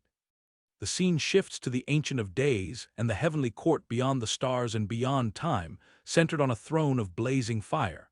Enoch's vision continues. He sees the Ancient of Days, God himself, presiding over heaven's court. His hair is white like pure wool, his garments are like snow, and his eyes are like flames of fire. Thousands upon thousands stood before him. Enoch writes that 10,000 times 10,000 attended him. Numbers beyond counting surround the throne. Angels of every rank and order wait upon the Ancient One's command. Unlike human courts that deal with contradictory testimony and uncertain verdicts, this tribunal operates with perfect knowledge. Books open before the judge. Every deed is recorded, every word preserved, and every thought captured in heaven's perfect memory. The judgment was set, and the books were opened. Enoch tells us this phrase would later echo in the Book of Revelation. The image of heaven's record-keeping became fixed in the religious imagination. This is the Book of Life, where salvation or damnation stands inscribed. 4 rivers flow from beneath the throne. Fire, not water, forms their current. Angels of punishment stand ready. The chambers of judgment wait for their occupants. Enoch continues, saying he looked and saw a lofty throne that appeared to be made of crystal. Around it spun wheels that glowed like the radiant sun, while streams of burning fire flowed out from beneath the seat. The Ancient of Days does not preside over judgment alone. At his right hand sits the Son of Man. Working in unison, they examine the history of human actions. Together, they declare the final verdict, deciding between reward or punishment and choosing between eternal life or the second death. Enoch is granted a rare glimpse into a sight withheld from most human eyes, the complete assembly of the celestial court. Angels from every order are gathered here. Mighty powers and dominions take their positions, while the cherubim and seraphim stand alert and ready. The head of days arrives accompanied by Michael, Gabriel, Raphael, and Phanuel, along with thousands upon thousands of countless angels. This gathering in the heavens serves a very specific goal. The moment has arrived to render a full judgment upon the watchers. Their 70 generations of waiting are over, and their temporary chains are about to become an everlasting penalty. Every single watcher must approach the throne to hear their fate. There is no appeal and no mercy for these beings who corrupted God's creation and instructed humanity in forbidden knowledge. Here, the mystery of evil finds a partial explanation. We often ask why wickedness persists or why the righteous suffer while evil seems to bloom. Enoch provides the answer. Justice delayed is not justice denied. The court of heaven will have the final say. As the Ancient of Days appeared, judgment was given to the saints of the Most High, marking the era when the saints took possession of the kingdom. A revolutionary idea surfaces here. The kingdom of heaven is transferred to earth. This is not just punishment for the wicked, but a reward for the faithful. It is not an escape from the world, but a transformation of it. The divine tribunal establishes a model for human justice. Records must be kept, evidence must be weighed, and witnesses must testify. Verdicts must be based on truth rather than influence or power. In those days, the earth will give back what was entrusted to it, and Sheol will return what it has received. Resurrection accompanies judgment. Those who have been dead for ages will stand before the throne, their bodies and souls reunited to face heaven's ruling together. The most striking part of Enoch's vision is the certainty of justice. The Ancient of Days cannot be bribed. The Son of Man cannot be deceived. Once a sentence is pronounced, no power can resist it. To ancient readers suffering under corrupt human systems, this vision offered profound hope. Pharaohs and emperors might dodge human laws, but heaven's court was waiting for them. The oppressed would be vindicated, and the wicked would face consequences. The text describes angels gathering and launching themselves eastward toward the Parthians and Medes. They will shake the kings of those lands, sending a spirit of unrest to stir them from their thrones. Earthly kingdoms will fall, and heavenly authority will prevail. The court sessions Enoch observes create a cosmic reset where evil is judged, righteousness is rewarded, and creation is renewed. When early Christians spoke of the day of the Lord or the Last Judgment, they relied on imagery first described in these passages. The Ancient of Days on his throne, books opened, angels gathered, and sentences pronounced. Enoch acts as a witness to these proceedings. He sees what lies beyond the veil of history and returns with both a warning and a promise. Judgment is coming for everyone, but salvation awaits the faithful, the chosen one, and the elect. Night has fallen over ancient Judea. The stars shine like silver pins in the deep fabric of the sky. Inside a small room lit by oil lamps, a scribe carefully copies words onto parchment. These are the visions of Enoch, words that will one day be hidden away, feared by some. However, for others, these writings are a treasure. Since humanity first looked up at the vast cosmos and realized how small we are, we have been haunted by questions of the end times. Who survives? Who faces the final verdict? The Book of Enoch provides answers that would eventually sculpt the concept of salvation for future religions. In his second parable, Enoch describes a specific figure known as the Chosen One, who rests on a glorious throne. This character would echo through history, establishing the blueprint for messianic expectations across different beliefs. The text refers to him as the Son of Man, a specific title that Jesus himself would later use in the Gospels. In the vision, this Chosen One is positioned before the Ancient of Days, a being of pure radiance sitting on a seat of fire. This scene essentially lays the foundation for what Christianity would later identify as the Second Coming. Centuries before the New Testament was penned, Enoch depicted a final arbiter who separates the good from the bad. The vision is particularly striking because it divides the entire human race into two distinct camps, the elect and the condemned. In this cosmic courtroom, gray areas do not exist. You either align with divine law and join the elect, or you face severe judgment. Membership in the elect is not determined by lineage, financial status, or religious labels. In Enoch's view, the only things that matter are a person's actions, their kindness, and their loyalty to heavenly principles. When the final tally is counted, earthly authority and wealth hold zero value. One beautiful passage describes the prayers of the righteous drifting upward to heaven like smoke. Nothing is lost. The universe keeps a perfect memory of every act of mercy, every defense of the helpless, and every instance where someone stood their ground against evil. Those who are chosen have their names inscribed in celestial books, great cosmic ledgers that track the details of every human life. These records became a central pillar for later Jewish and Christian theology regarding judgment. When people today mention the Book of Life, they are making a direct reference to Enoch's ancient vision.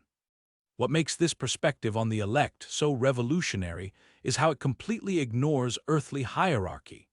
Before the divine throne, a beggar and a king stand on equal footing. This concept resonated deeply with Jewish people living under foreign occupation, early Christians persecuted by the Roman Empire, and anyone who felt crushed by the powerful. In the vision, the homes of the chosen are filled with light. Their faces radiate like the sun, and their eyes sparkle with an inner fire. The text describes salvation not merely as an escape from earth, but as a metamorphosis. They become luminous beings while retaining their human form. Enoch sees the chosen enjoying eternal life, or length of days, alongside the Son of Man. This vivid depiction of the afterlife appears here before most other Jewish scriptures adopted it. Enoch represents a historical turning point, where the hope for justice migrated from the physical world to the spiritual realm. Many experts believe these specific passages about the elect heavily influenced early Christian thought. For centuries, this suppressed book whispered its secrets, promising cosmic justice when human legal systems failed. During dark times, the knowledge that someone was keeping a strict account of both good and evil deeds provided immense comfort to the suffering. Ultimately, what does it mean to be chosen? Enoch teaches that one must walk in the light, extend mercy, and maintain faith in heaven even when all hope seems lost. His vision suggests that from the perspective of eternity, a view beyond time itself, the only thing that truly matters is how we treat one another during our short existence. Now we turn to the secrets of time and space. Beneath a desert sky turning in slow motion, a solitary figure watches the stars map their journey. Enoch, the seventh generation from Adam, perceives realities invisible to ordinary eyes. His visions extend beyond the physical curtain of our world. He steps right into domains of shadow and brilliance that exist just out of reach. The Book of Enoch brings us along on a cosmic expedition that is distinct from any other ancient manuscript. It tears down the barrier separating different dimensions, exposing mysteries regarding space and time that baffled ancient readers and continue to stun us in the modern age. Enoch describes witnessing the very winds that rotate the heavens. He claims to have observed the vaults where snow is kept and the containers holding hail. His guided tour of existence reveals a universe that is vibrant with intent, where accidents simply do not exist.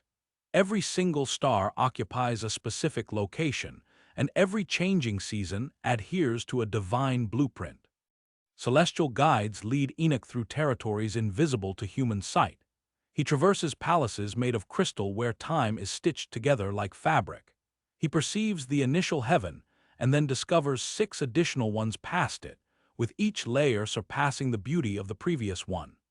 This concept of 7-layered heavens would eventually influence the way numerous religions visualize the architecture of creation. In the supreme heights, Enoch observes fiery wheels rotating inside other wheels, acting as the cosmic machinery that propels the universe through the ages.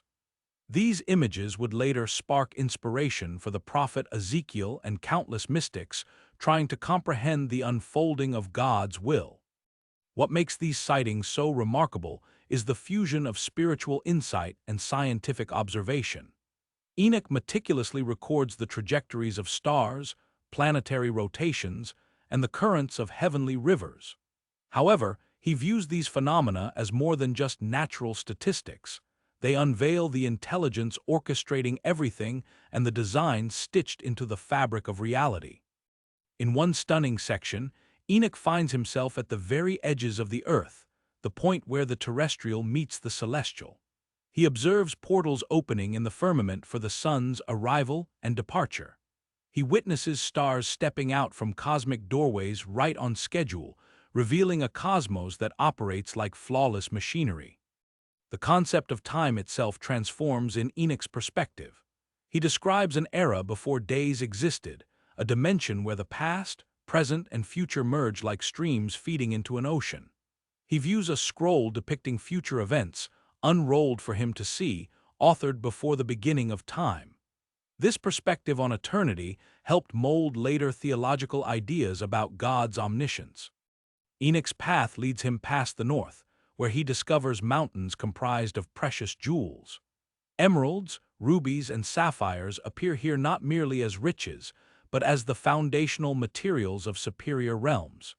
In Enoch's view, our physical universe is merely a silhouette of something much more magnificent. In these visions, light possesses actual mass. Angels wear light as if it were clothing.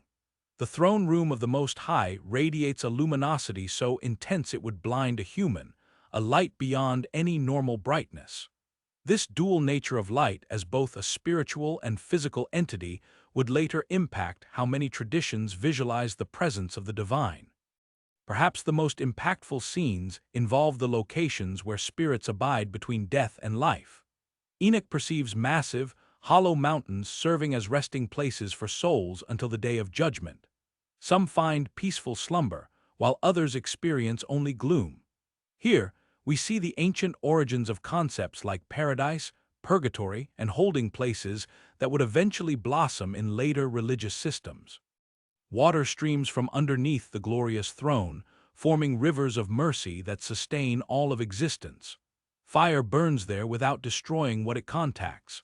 The air itself transports prayers upward like birds in flight.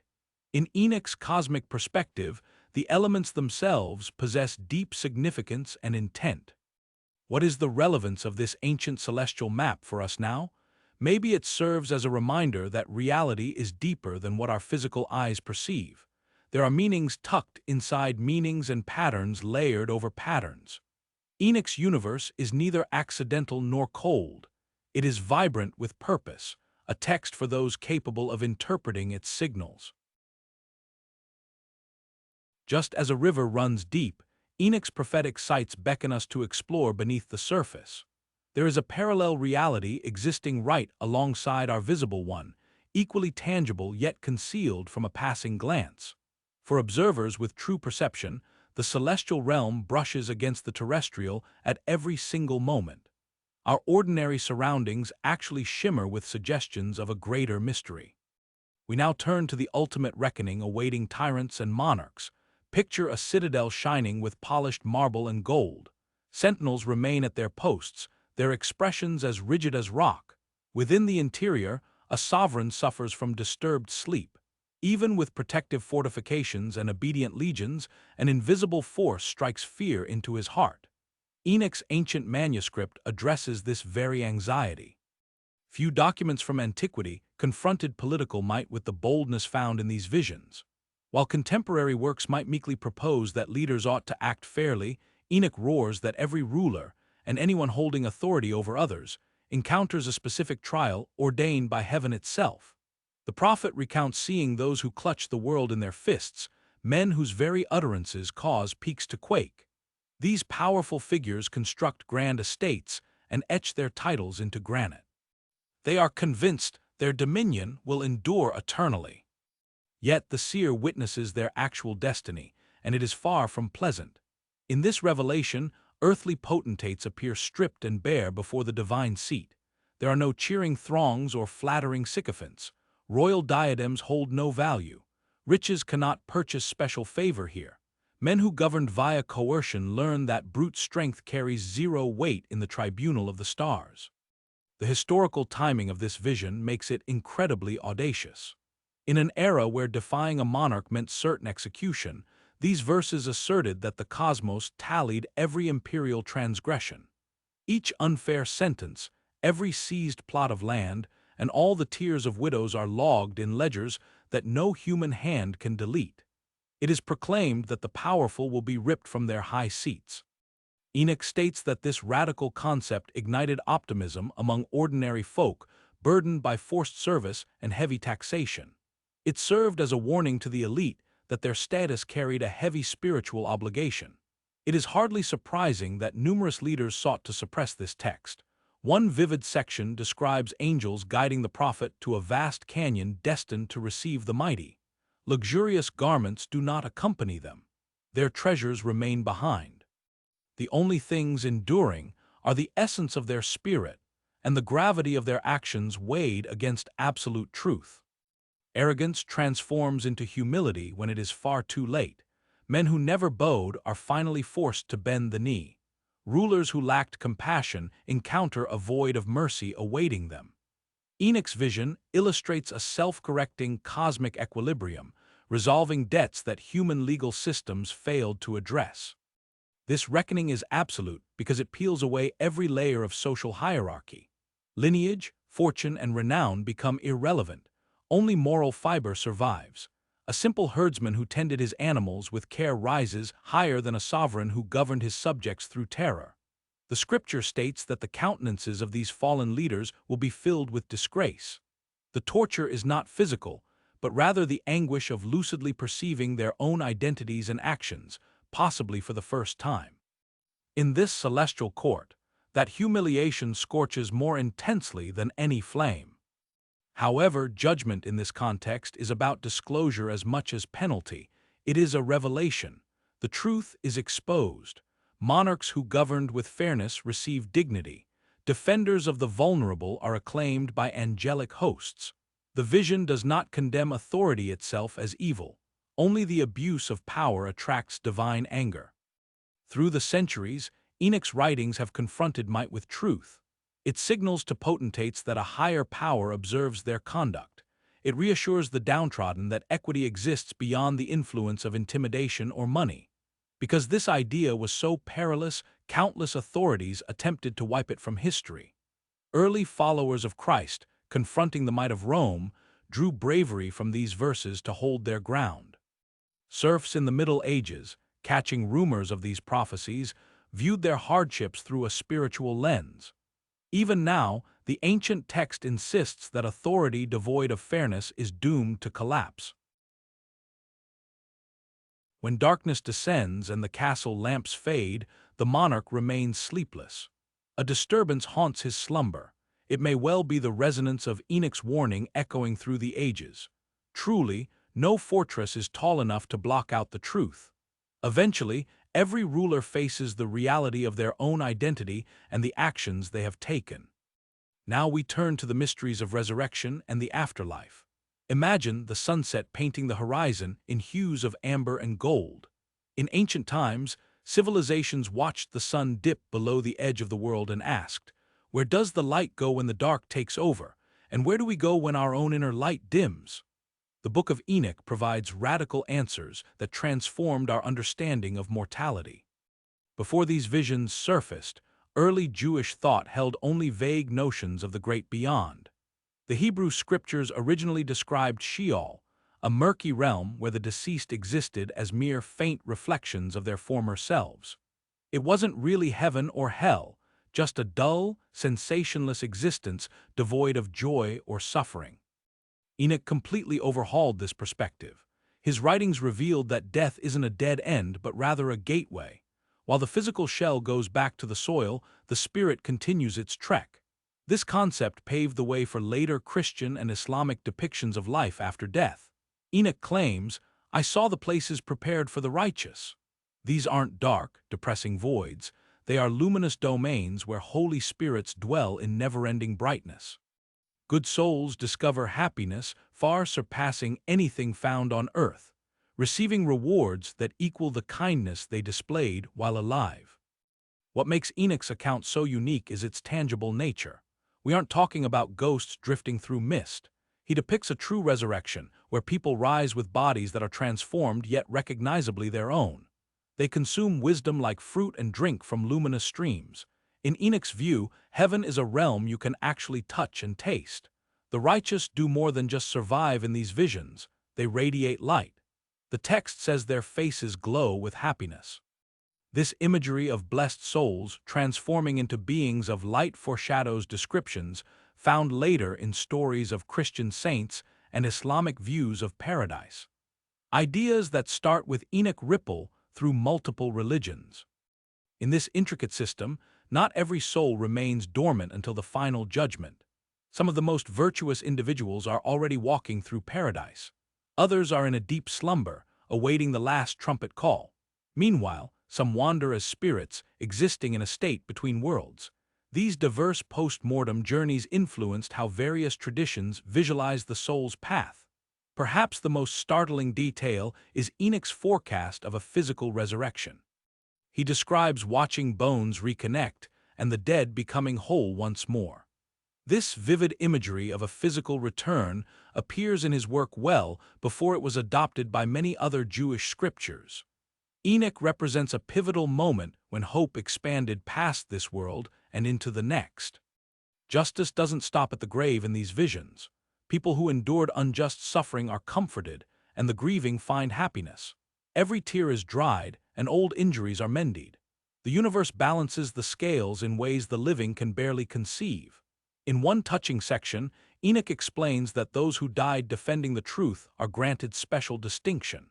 Martyrs, people who sacrificed their lives rather than compromising their integrity, shine with the greatest intensity in the next world. This promise later provided strength to untold numbers of people facing execution for their beliefs. In these ancient pages, the fear of death is diminished. Enoch demonstrates that nothing good is ever truly wasted. No gentle word disappears, and the all-seeing eyes notice every act of compassion. What we construct through love survives longer than our physical body's brief trip. Across the divide, time functions differently in Enoch's view.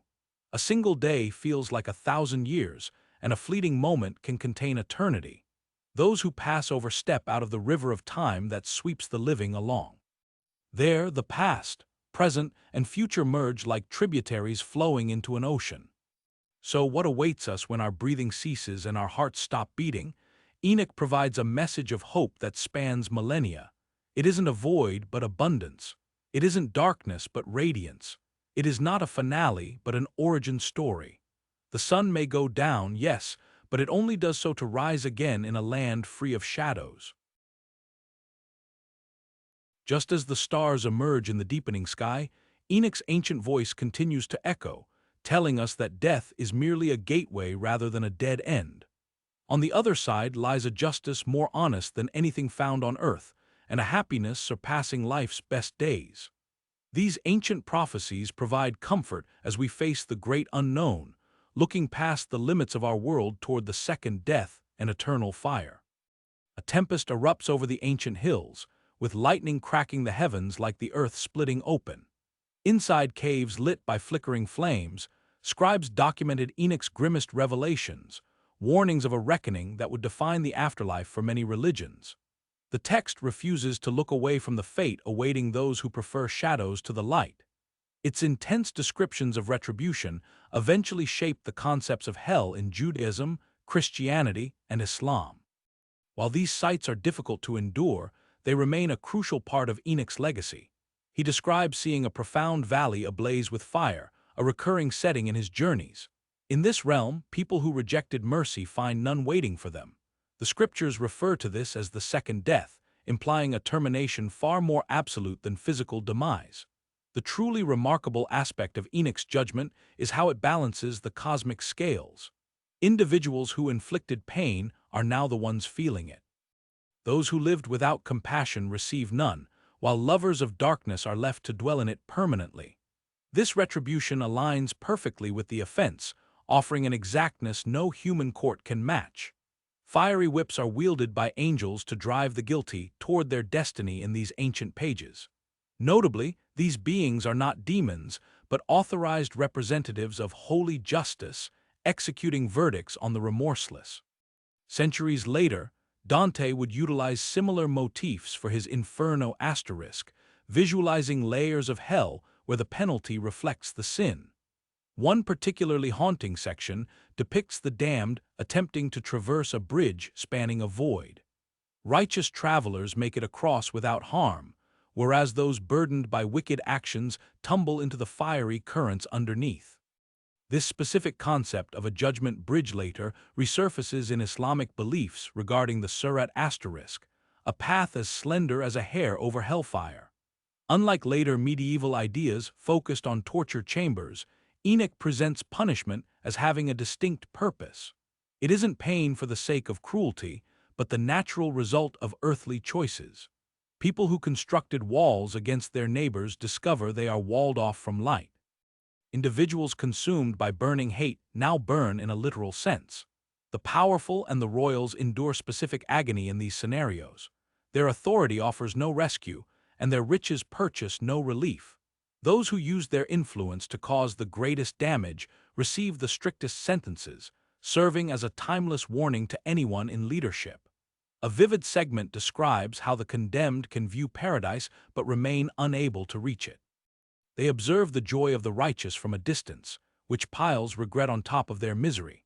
The deepest wound isn't physical suffering, but the clarity of sight, finally understanding what they lost due to their own behavior.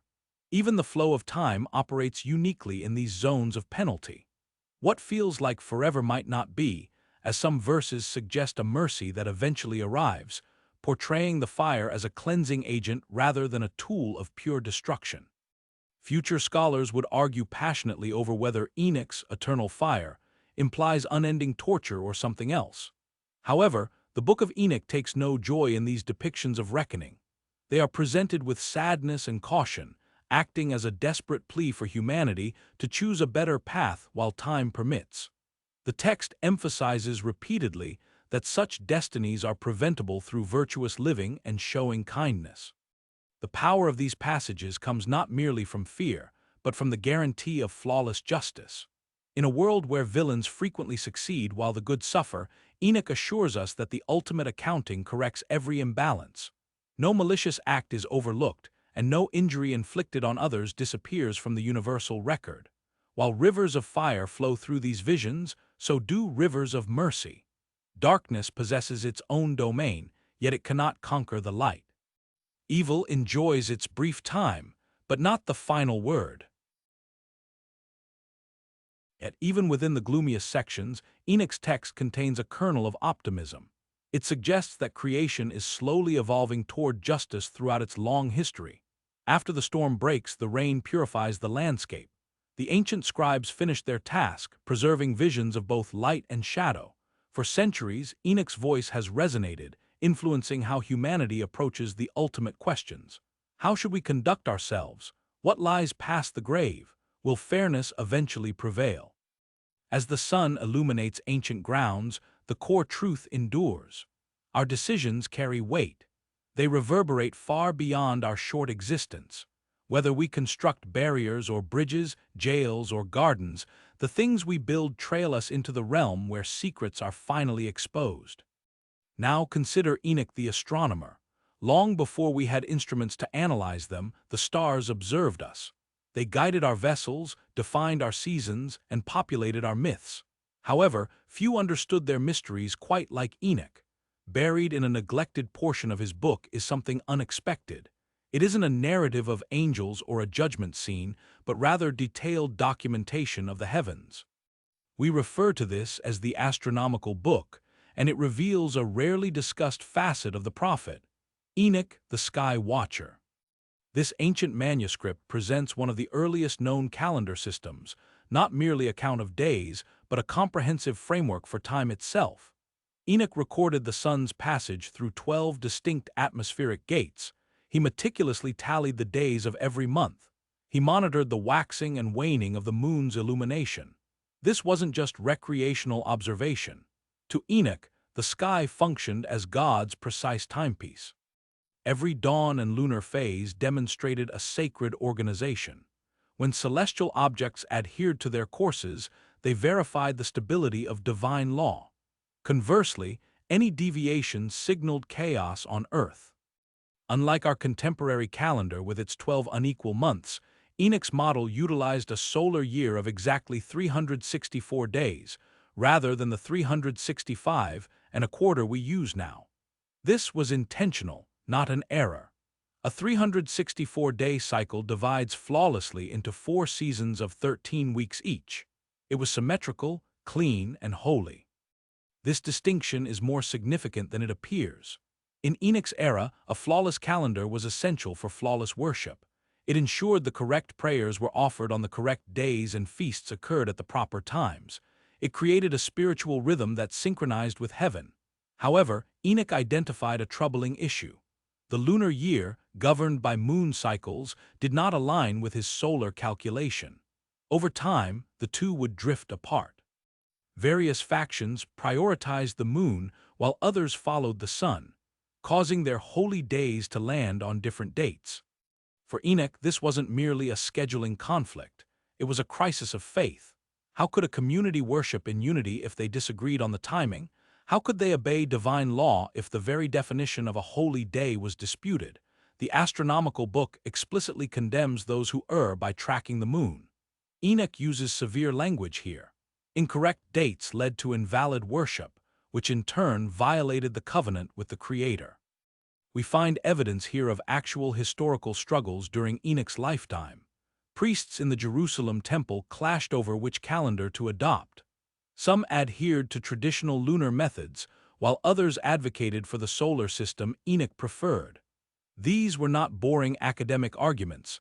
They dictated the practical schedule of fasting, celebrating, and praying for the people. Enoch's celestial wisdom extends beyond simple day counting. He charted the trajectories of stars and planets, noting how their rising and setting points shifted with the seasons. For every month, he documented the ratio of daylight to darkness down to precise fractions. This reflects the discipline of a dedicated observer rather than a dreamer. It implies a man who spent night after night calculating and measuring. He perceived structure where others saw only scattered twinkling. He was convinced that the Creator's mind was embedded in those patterns. Many researchers believe the astronomical book may be the oldest section of Enoch's writings, possibly dating back to the 3rd century BCE or earlier. Ages before modern technology, Enoch and his peers developed a celestial science relying solely on their eyes and persistence. The most striking aspect is how Enoch integrates concepts we typically separate. To him, analyzing the stars was a form of reading scripture. The intellect that monitored planetary motion was the same one that received prophetic visions. The eyes that gauged the moon's brightness also peered at the divine throne. In our modern reality, we compartmentalize these fields, science in one area, faith in another. Enoch, however, saw no such barriers. The mathematics of the cosmos and the grace of God were simply different strands within the same cloth.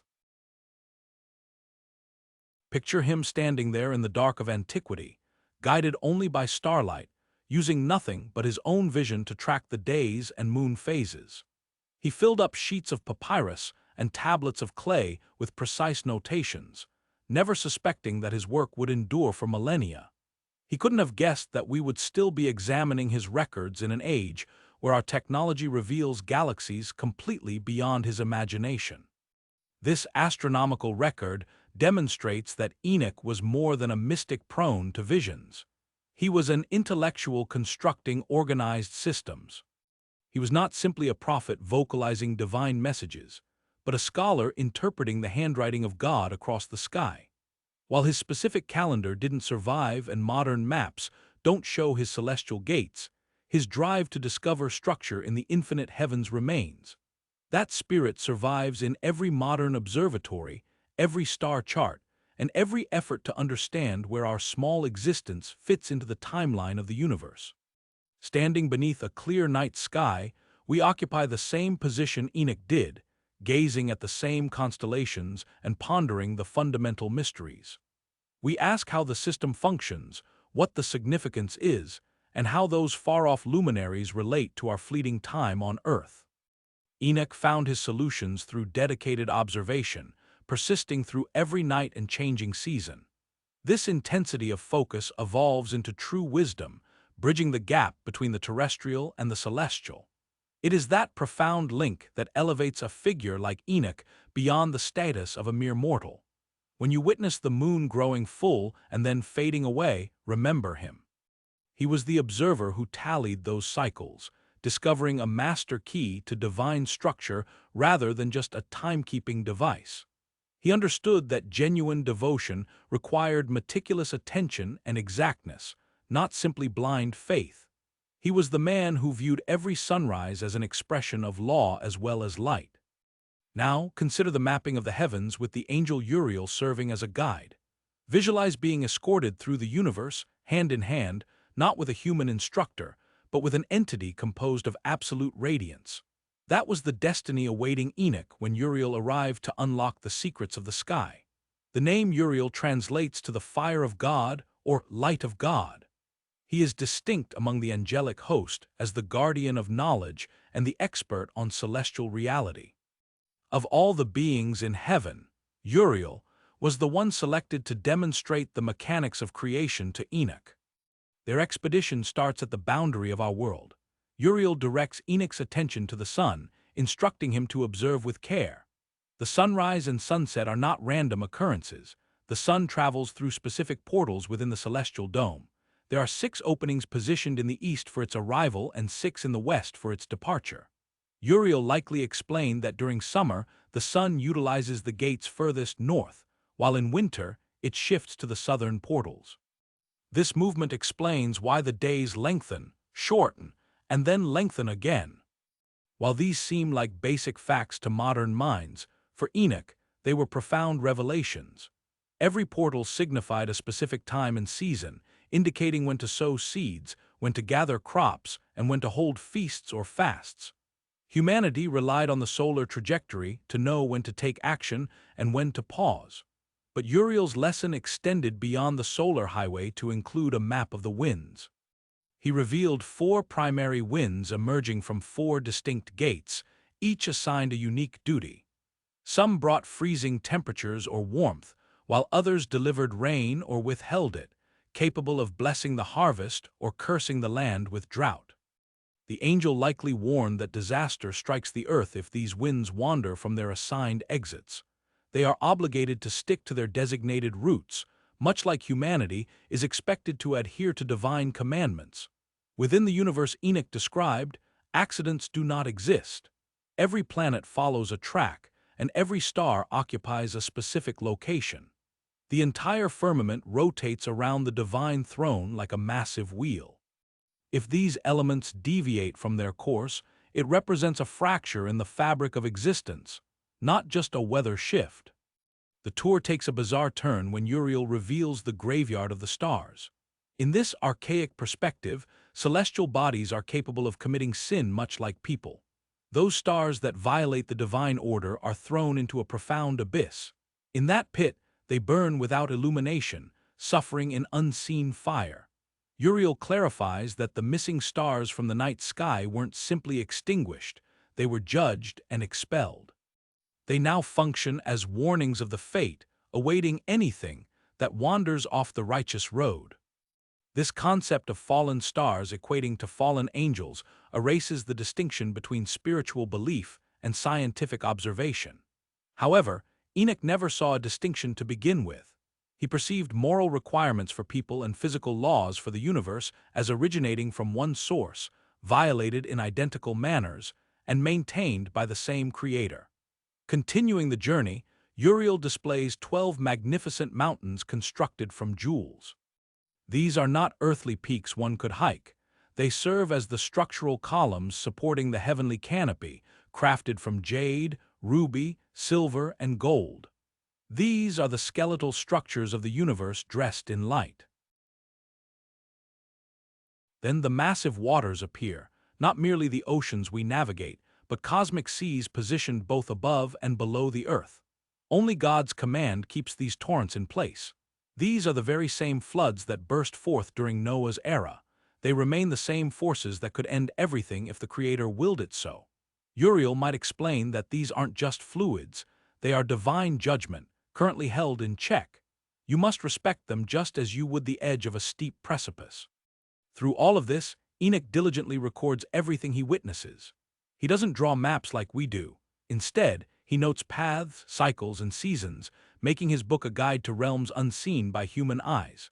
What stands out most about Uriel's tour is how it blends what we call astronomy with pure spiritual vision. The same lines that track the moon's phases also count the ranks of angels. The same words mapping the sun's course also mark the highways to paradise and punishment. To Enoch and Uriel, stars were more than burning gas, they were sentient, living lights. The wind was more than moving air, it was the breath of purpose. The sky's gates were actual doors opening and closing by divine plan. In our era, we have separated these views, with science using telescopes and faith using scripture. But in Enoch's world, nature and God told a single story in different languages. Uriel's name, Light of God, hints at his true role. He brings light not just as radiance, but as knowledge, revealing what was hidden. He shows Enoch not only how things move, but why they matter. Their journey takes them to the world's edges, to where light and dark originate, to the storehouses where God keeps snow and hail as weapons or blessings, and to the throne where God rules over men and angels. Through Uriel's eyes, Enoch sees that the universe isn't vast and empty as we often assume. It is packed with purpose, full of eyes that watch and hands that guide. There are no dead zones here, no spots beyond the reach of God's law. When the tour concludes, Enoch returns to Earth, but he isn't just a walker of the ground anymore. He is now a man who possesses the sky's secrets and has seen the gears of creation. He understands that a sunrise isn't just light appearing, but a door opening. The maps he brings back aren't on paper. They are in words blending fact and vision, science and song. They tell us not just where things are, but what they mean in God's plan. Today's maps show roads and rivers. Enoch's maps showed moral paths in the stars. Modern science measures light years. Enoch's wisdom measured the gap between human acts and divine will. At the center of this cosmic map is Uriel, the angel showing that true sight isn't about sharp eyes.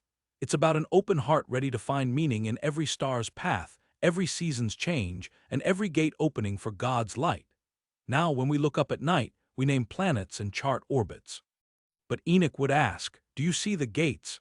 Do you know the paths? Can you read the laws in these lights that bind souls as well as matter, the firmament and the abyss? A massive blue dome stretches between the earth and the stars. We refer to it as the sky, but Enoch termed it the firmament. Instead of a vacuum of empty space, he described a tangible barricade separating our reality from the outer realms. In the prophet's universe, this dome was substantial rather than void. It was a solid structure you could physically feel if you ascended high enough. Constructed from crystalline waters solidified by divine command, it served as a roof for humanity and a foundation for the heavens. As Uriel guides the Patriarch deeper, the cosmos reveals itself as a multi-layered edifice, resembling a building with distinct stories. Our world rests at the base level. The firmament acts as the initial overhead division. Situated above that layer are the celestial bodies, followed by the domain of angels, culminating in the supreme throne room of God at the summit. This perspective wasn't unique to Enoch. It mirrored the common ancient understanding of existence. They didn't envision a globe rotating in a void, but rather a planar realm suspended between profound depths and lofty heights. It was the central stage situated between ultimate righteousness and the darkness below. The archangel reveals the boundaries of this terrestrial disk where the sky dome converges with the ground. Massive columns supporting the heavens stand at these borders. Immense mountains rise so steeply they puncture the firmament itself. The summits of these peaks brush against dimensions unseen by mortal eyes. These act as celestial pillars, or as Uriel explains, the connection points linking the divine upper realm to the human world below. Near these margins, the prophet witnesses blazing torrents. Unlike earthly currents of water, these streams rush with pure luminosity and the raw energy that sustains the stars. Instead of draining into an ocean, these fiery rivers flow upward, directing their course toward the throne of the Almighty. Directing Enoch's gaze beneath the surface, Uriel unveils a different domain. This is the abyss, the somber counterpart to heaven, characterized by frigid shadows, desolate gales, and total obscurity. Spirits pause here in anticipation of their sentence. It is also the residence of fallen stars which emit heat yet provide no illumination. This netherworld operates under its own regulations, complete with specific portals and sentinels. Contrary to later interpretations of it as a realm of absolute malevolence, it functions more like a holding area for the departed, a temporary stasis between their earthly existence and their ultimate destiny. This cosmic cartography, spanning from the depths to the divine seat, illustrates hierarchies of existence rather than mere geography. Our planet occupies the center intentionally. Mankind lives at the intersection of these worlds. Neither supreme nor base, humans are the entities required to make a choice of direction, gazing upward to the radiance or downward into the gloom. Continuing the expedition, Uriel presents even more peculiar wonders. Enoch discovers the genesis points of precipitation and gales. Instead of typical clouds, he observes immense repositories. These vaults are constructed directly into the sky's structure. There, the Creator stores weather phenomena like an arsenal, prepared to dispense nurturing showers for the virtuous or tempestuous judgment upon the corrupt. The angel identifies specific portals restraining the hail and great heaps of snow, all kept in check by divine decree, waiting to descend the moment the command is given. The most bizarre visions appear next, peaks resembling nothing found in our world. Certain mountains are composed of eternal, obscure fog. Others are constructed from unquenchable flame. Still others are shaped from crystals that refract celestial brilliance. You cannot locate these sites on standard charts because they reside in the interstice of realities. They stand as conduits, not entirely terrestrial nor wholly divine, bridging the visible and the spiritual. A solitary motif unifies everything: structure. In this cosmology, accidents do not exist. Every celestial body travels with intent. Every breeze circulates with a specific target. The entire construct of existence adheres to a blueprint established before the dawn of time. Such a depiction of systematic regulation offered solace in an era that frequently seemed anarchic. While monarchs fought and lands fell, Enoch was able to gaze upward and witness the divine hand that still directed the stars. Whenever sickness spread or food became scarce, he held onto the faith that such darkness was just one piece of a design far too immense for humanity to comprehend. However, the universe that Enoch charts is not a static, frozen object. It is alive, breathing, and constantly in motion. Stars ignite into existence while others fade away. Winds whip up and then settle down. Celestial gates swing open to allow divine commands to pass, while the deep pits of the abyss stretch wide to consume those who have lost their way. This is a living dwelling, a respiring realm, rather than some mindless machine running on automatic. Think of it as a garden that is constantly being cared for by its creator. Maybe the most bizarre aspect of this heavenly tour is when Enoch witnesses the absolute limit of existence. This is the frontier where reality meets emptiness, the line where God's influence ends and the void begins. Here, specific angels perform a never-ending duty. They stand guard at the border between existence and non-existence. If a crack appears in the shell of the world, they repair it. Their job is to ensure that chaotic nothingness never seeps into the ordered universe. Uriel clarifies that the world stays intact only as long as these sentinels remain vigilant. If they were to falter, everything would collapse back into the emptiness from which it was summoned. This boundary reveals a truth that few other ancient writings dare to propose. Creation was not a single event in the past, but is a continuous action. God didn't simply build the universe and walk away. Instead, divine strength is constantly pushing back the void, carving out space for existence with every single breath. Close to this outer rim, Enoch observes another miracle. The physical barriers of the universe aren't constructed from rock or metal, but are built from light itself. This is pure radiance, folded and molded by the Word of God. It is a luminosity so intense it would blind a mortal, and it does more than just shine, it sings. These singing walls represent the ultimate limit of Enoch's expedition. Past this point, not even the angels dare to venture. On the other side lies the direct presence of God, a force too raw and pure for any created entity to withstand. As Uriel guides Enoch back toward the realm of men, the angel imparts a final teaching. The universe they have just charted does not exist solely in outer space. It is also alive inside every human heart. Uriel explains that the specific gates opening in the heavens also open within the soul. The rivers coursing through paradise also flow through human hope. Even the abyss waiting beneath the earth exists inside every decision to turn away from the light. Through this explanation, Enoch's journey transforms from a lesson in strange geography to a map of moral territory. Every human life is a reflection of this massive creation. Each individual soul houses the same conflict between darkness and light, between chaos and order. Upon his return to the lands of men, Enoch carries more than just weather predictions or maps of the stars. He delivers a perspective that situates humanity right at the center of this cosmic play.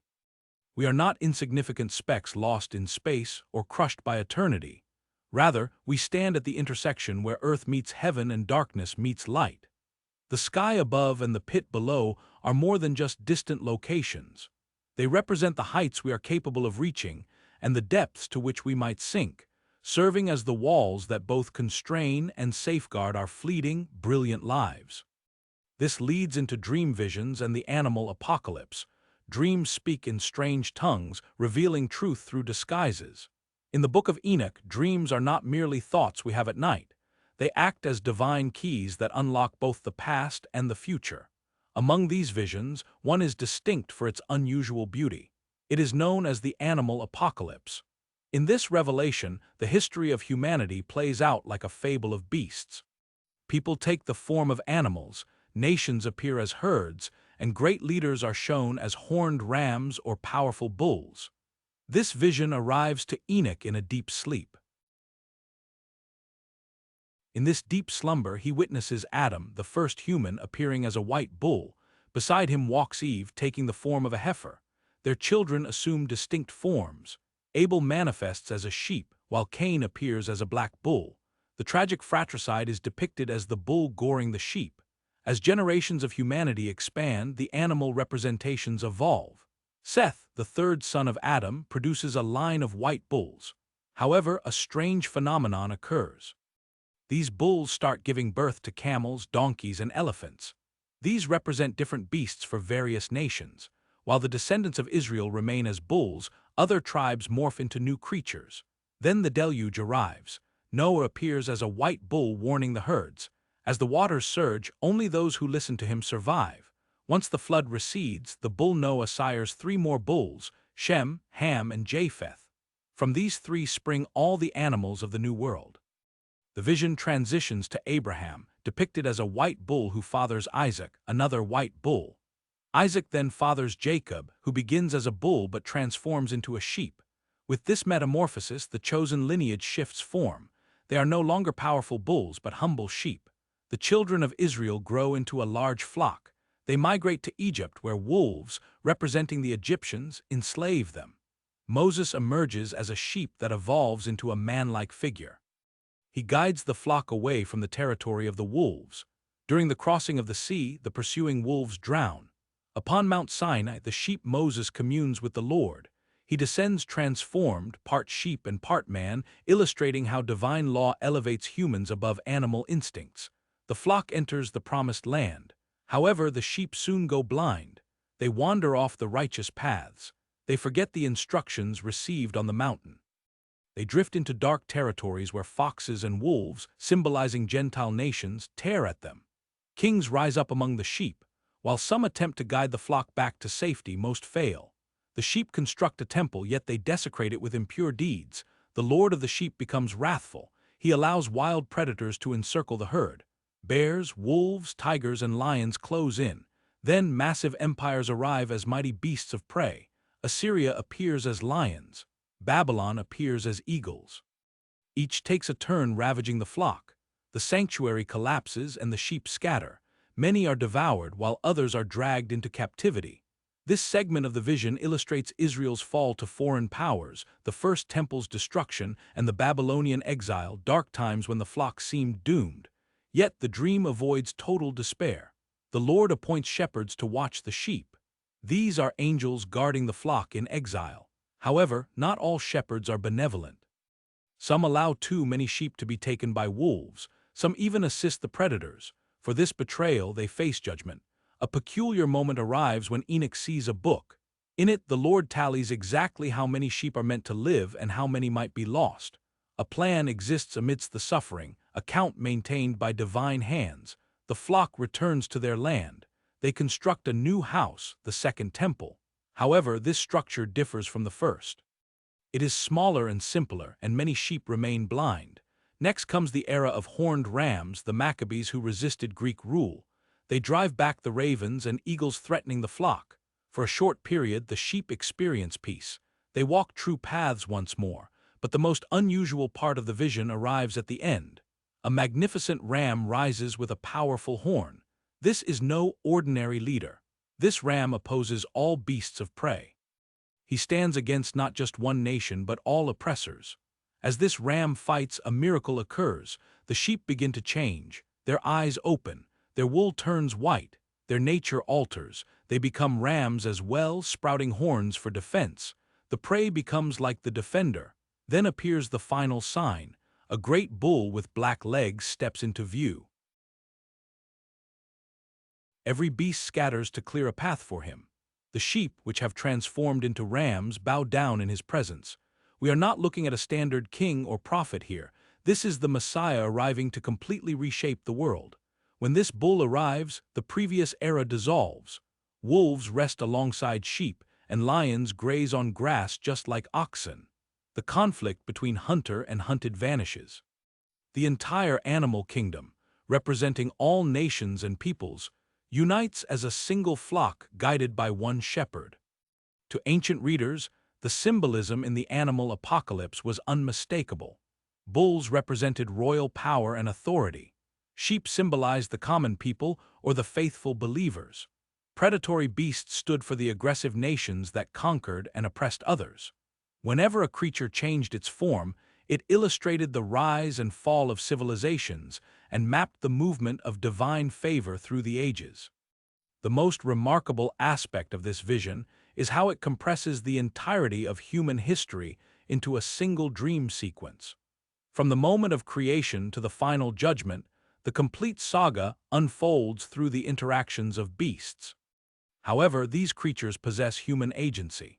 They choose between right and wrong, construct temples, and study the law. They are clearly humans disguised in animal bodies. Using this strange code allowed Enoch to discuss dangerous truths safely. If he had spoken plainly while tyrants threatened the faithful, he could have faced execution. But stories about bulls and sheep could be circulated quietly, offering warnings and hope without explicitly naming the oppressors. This vision reveals a different side of Enoch. He appears not only as a mystic exploring the heavens, but also as a teacher interpreting history. He is more than a star counter tracking cosmic laws. He is a prophet recognizing God's hand in the ascent and collapse of powers. Despite the bizarre imagery, the core message is simple. History is not random. Empires do not rise and fall by accident. A divine plan is at work behind every shift in power. Eventually, the scattered sheep will return home, the predators will be rendered harmless, and the world will rediscover the peace it was created for. For a people who frequently lived without optimism, this dream offered a lifeline. It spoke to Jews dominated by foreign rule, faithful ones witnessing the desecration of their temple, and ordinary folk crushed between mighty empires. To them, the animal apocalypse whispered that the Lord was still watching the flock, that every soul was counted in heaven, and that a day was coming when the prey would no longer fear the predator. During peaceful times, such visions might seem like strange fantasies, but in dark periods when actual wolves threatened their survival, Enoch's animals conveyed a deeper reality than any dry historical record. The dream sequence continues, and while the beasts still act out their silent stories, the vision pivots toward its conclusion, signaling hope after a long darkness. As the animal apocalypse approaches its finale, a specific figure emerges and halts everything. A magnificent white bull with massive black horns appears, radiating power like light. When he calls out, every creature, whether hunter or hunted, turns to listen. This is no ordinary ruler or seer. This is the Messiah figure, the one who arrives at the end of days to renew all things. While some Jewish texts call him the Son of David or the Anointed One, Enoch's dream casts him in the form first given to Adam, a white bull, but far superior. When this white bull enters the stage of history, change ripples outward from his steps. The sheep that had turned into rams undergo another transformation. They become white bulls just like him. They revert to the likeness of the first man before sin corrupted the world, reclaiming the form God originally blessed. This signifies a fundamental shift in nature, not just appearance. The faithful become something new. Their eyes fully open, their hearts became entirely pure, and their strength reached its full maturity. They begin to adopt the very nature of the leader they are following. What happens next is even more unusual, as the predators undergo a complete transformation as well. Lions, bears, wolves, and foxes, all the beasts that once hunted the flock, surrender their hunger. They unite with the bulls and sheep to form a totally new kind of herd. It is a community where old hatreds vanish, ancient wounds are healed, and the violent debts of history are finally paid in full. Enoch records that every single one of them turned into a white bull, not just the ones who were faithful from the start, but every creature, large and small. It is a universal shift that leaves no being unaffected. The original white bull stands at the center of this gathering. Every eye turns toward him, and every heart beats in time with his rhythm. He does not rule through terror like the predators once did, nor does he cower as the sheep used to. Instead, he leads by embodying exactly what the others are destined to become. This vision of the great white bull reveals a vital truth about the hope Enoch held. He wasn't just longing for his side to win a cosmic war, He dreamed of a peace where old battle lines dissolve and former enemies sit at the same table. The great white bull does not destroy the wolves and bears, he transforms them. He doesn't just save the sheep, he elevates them. His arrival signals the rebirth of the world, not its termination. As this section of the dream concludes, Enoch witnesses one final miracle. The great white bull changes his form again, becoming a wild ox with massive black horns. This represents power stacked upon power, might added to might. He is no longer just a leader but the physical shape of holy strength. The entire herd rejoices at this sight, and all the beasts bow low. They sing a new song, not the bleating of sheep or the roar of lions, but a unified voice. It is the sound of creation, finally finding the harmony it was designed for. This dream within a dream explains much about Enoch's view of the end times. It is not a final war where good annihilates evil, but a final peace where even the wicked find their way home. It is not the scrapping of the old world, but its healing. The great white bull contains aspects that later traditions would separate into different figures: the majesty of a divine judge, the power of a perfect king, the cleansing force of a high priest, and the wisdom of a true prophet, all in one being. For the earliest readers, this vision spoke directly to hearts that were sore from war and loss. These were Jews who had watched their temple fall, their cities burn, and their children taken as slaves. To them, the promise of a great white bull who would make everything right was more than just comfort. It was the only hope strong enough to match their pain. We see echoes of this white bull in later scriptures. The Book of Daniel describes a son of man arriving with the clouds, while the Book of Revelation depicts a rider on a white horse named Faithful and True. The images differ, but the promise is the same: one will come to set all things right. However, Enoch's bull offers something these later visions sometimes miss, which is universal hope. It is not just the saved being rewarded while sinners suffer. It is all beings changed and all forms made new. It describes a cosmos not divided between heaven and hell, but united in one peaceful herd. This kind of hope can seem too simple. It might feel too tidy for a reality we know is chaotic, and too resolved for hearts that remain fractured. Yet, perhaps that is the precise reason Enoch's vision has endured. It possesses the audacity to hope when it seems impossible, and to trust when it feels irrational. The symbol of the great white bull is Enoch's response to the most difficult inquiry faith ever faces. Does it all matter? Will the endless historical struggle have a point? Will the countless tears and the blood of martyrs eventually bloom into something redemptive? Enoch replies with absolute clarity: yes, 1,000 times over. Every tear will be dried, every injury mended, and every chasm crossed. This won't happen through human effort, but through divine intervention, not on our schedule, but on God's timeline. Academics suggest this portion of the text influenced early Christians who saw reflections of Jesus in that white bull, the figure who alters everyone he leads and turns adversaries into family. Others identify connections to Jewish expectations for a Messiah who would reclaim David's throne, a powerful ox breaking the yoke of Rome and all oppressors. Meanwhile, some detect traces of Persian philosophy regarding the ultimate clash, where light inevitably reclaims even the evil from the darkness.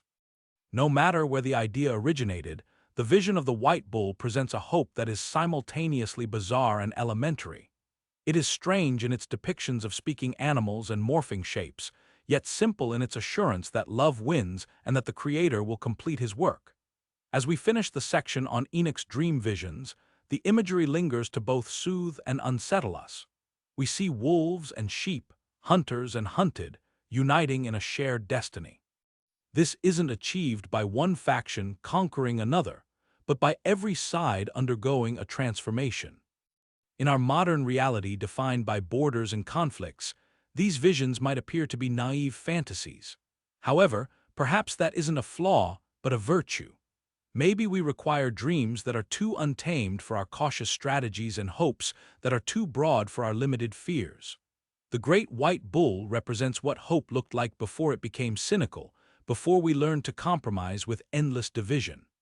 He stands amidst the timeline of history, beckoning every creature to realize their true potential.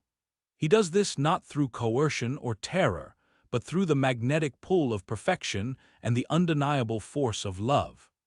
Within that summons lies the core of Enoch's most audacious dream, that eventually all disparate beings, bulls, bears, wolves, and sheep, might merge into one flock, sharing one essence and singing the song the universe was designed to sing.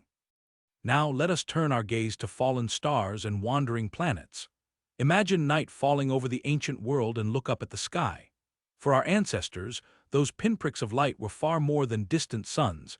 They were living entities possessing will and intent.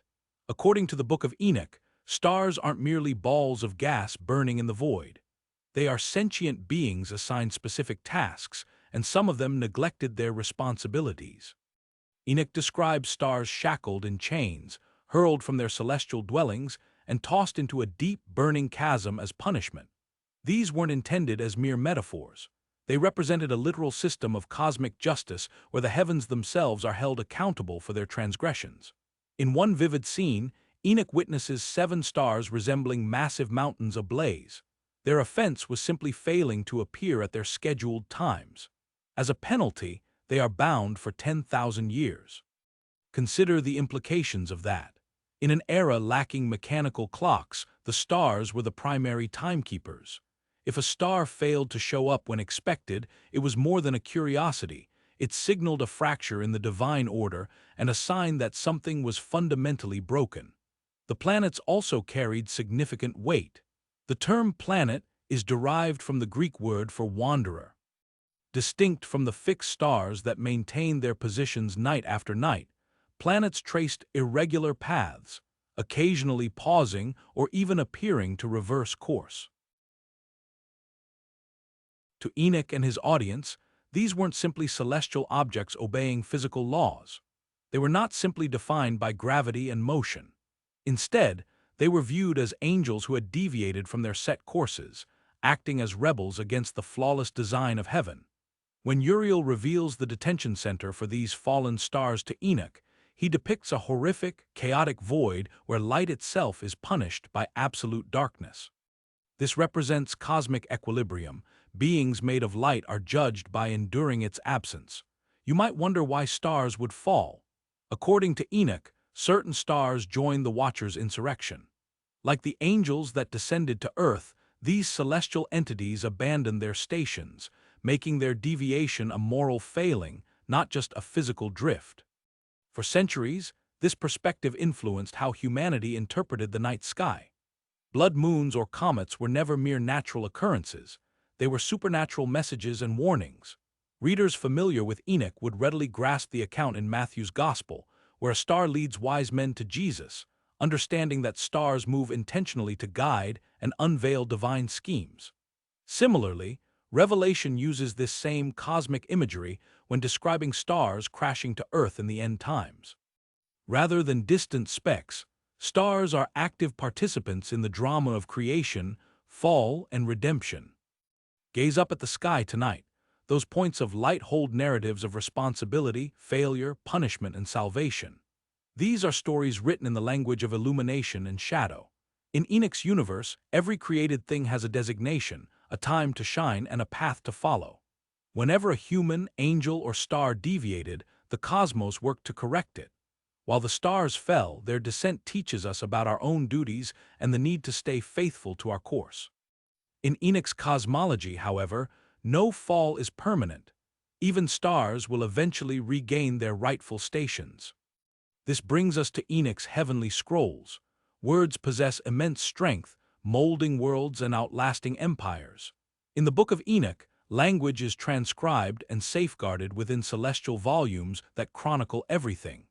Enoch describes immense heavenly libraries with books documenting the actions of every person. There are records tracking star trajectories and even ledgers counting every raindrop. These cosmic archives miss nothing. Every secret thought or dark deed is filed in the heavenly tablets. During his travels, the Patriarch encounters angels dedicated to writing, the scribes of eternity. Using scrolls of light, they catalog every human joy, sorrow, birth, and death. Showing these to Enoch, Uriel declares that nothing on earth is hidden from them. This extends beyond judgment. It is about a universe with total recall. In one memorable section, Enoch becomes a scribe himself, handed a pen to record his observations. He spends days writing scrolls filled with warnings. This depiction captivated readers, explaining why texts call him Enoch the scribe and why Jewish lore credits him with inventing writing. Yet, these volumes contain more than history. Enoch sees books revealing the future, volumes that map out the entire timeline of humanity, from the very beginning to the absolute end. One specific scroll records the names of everyone destined for salvation when the end times arrive. Another volume tallies every single speck of dust scheduled for the fires of judgment.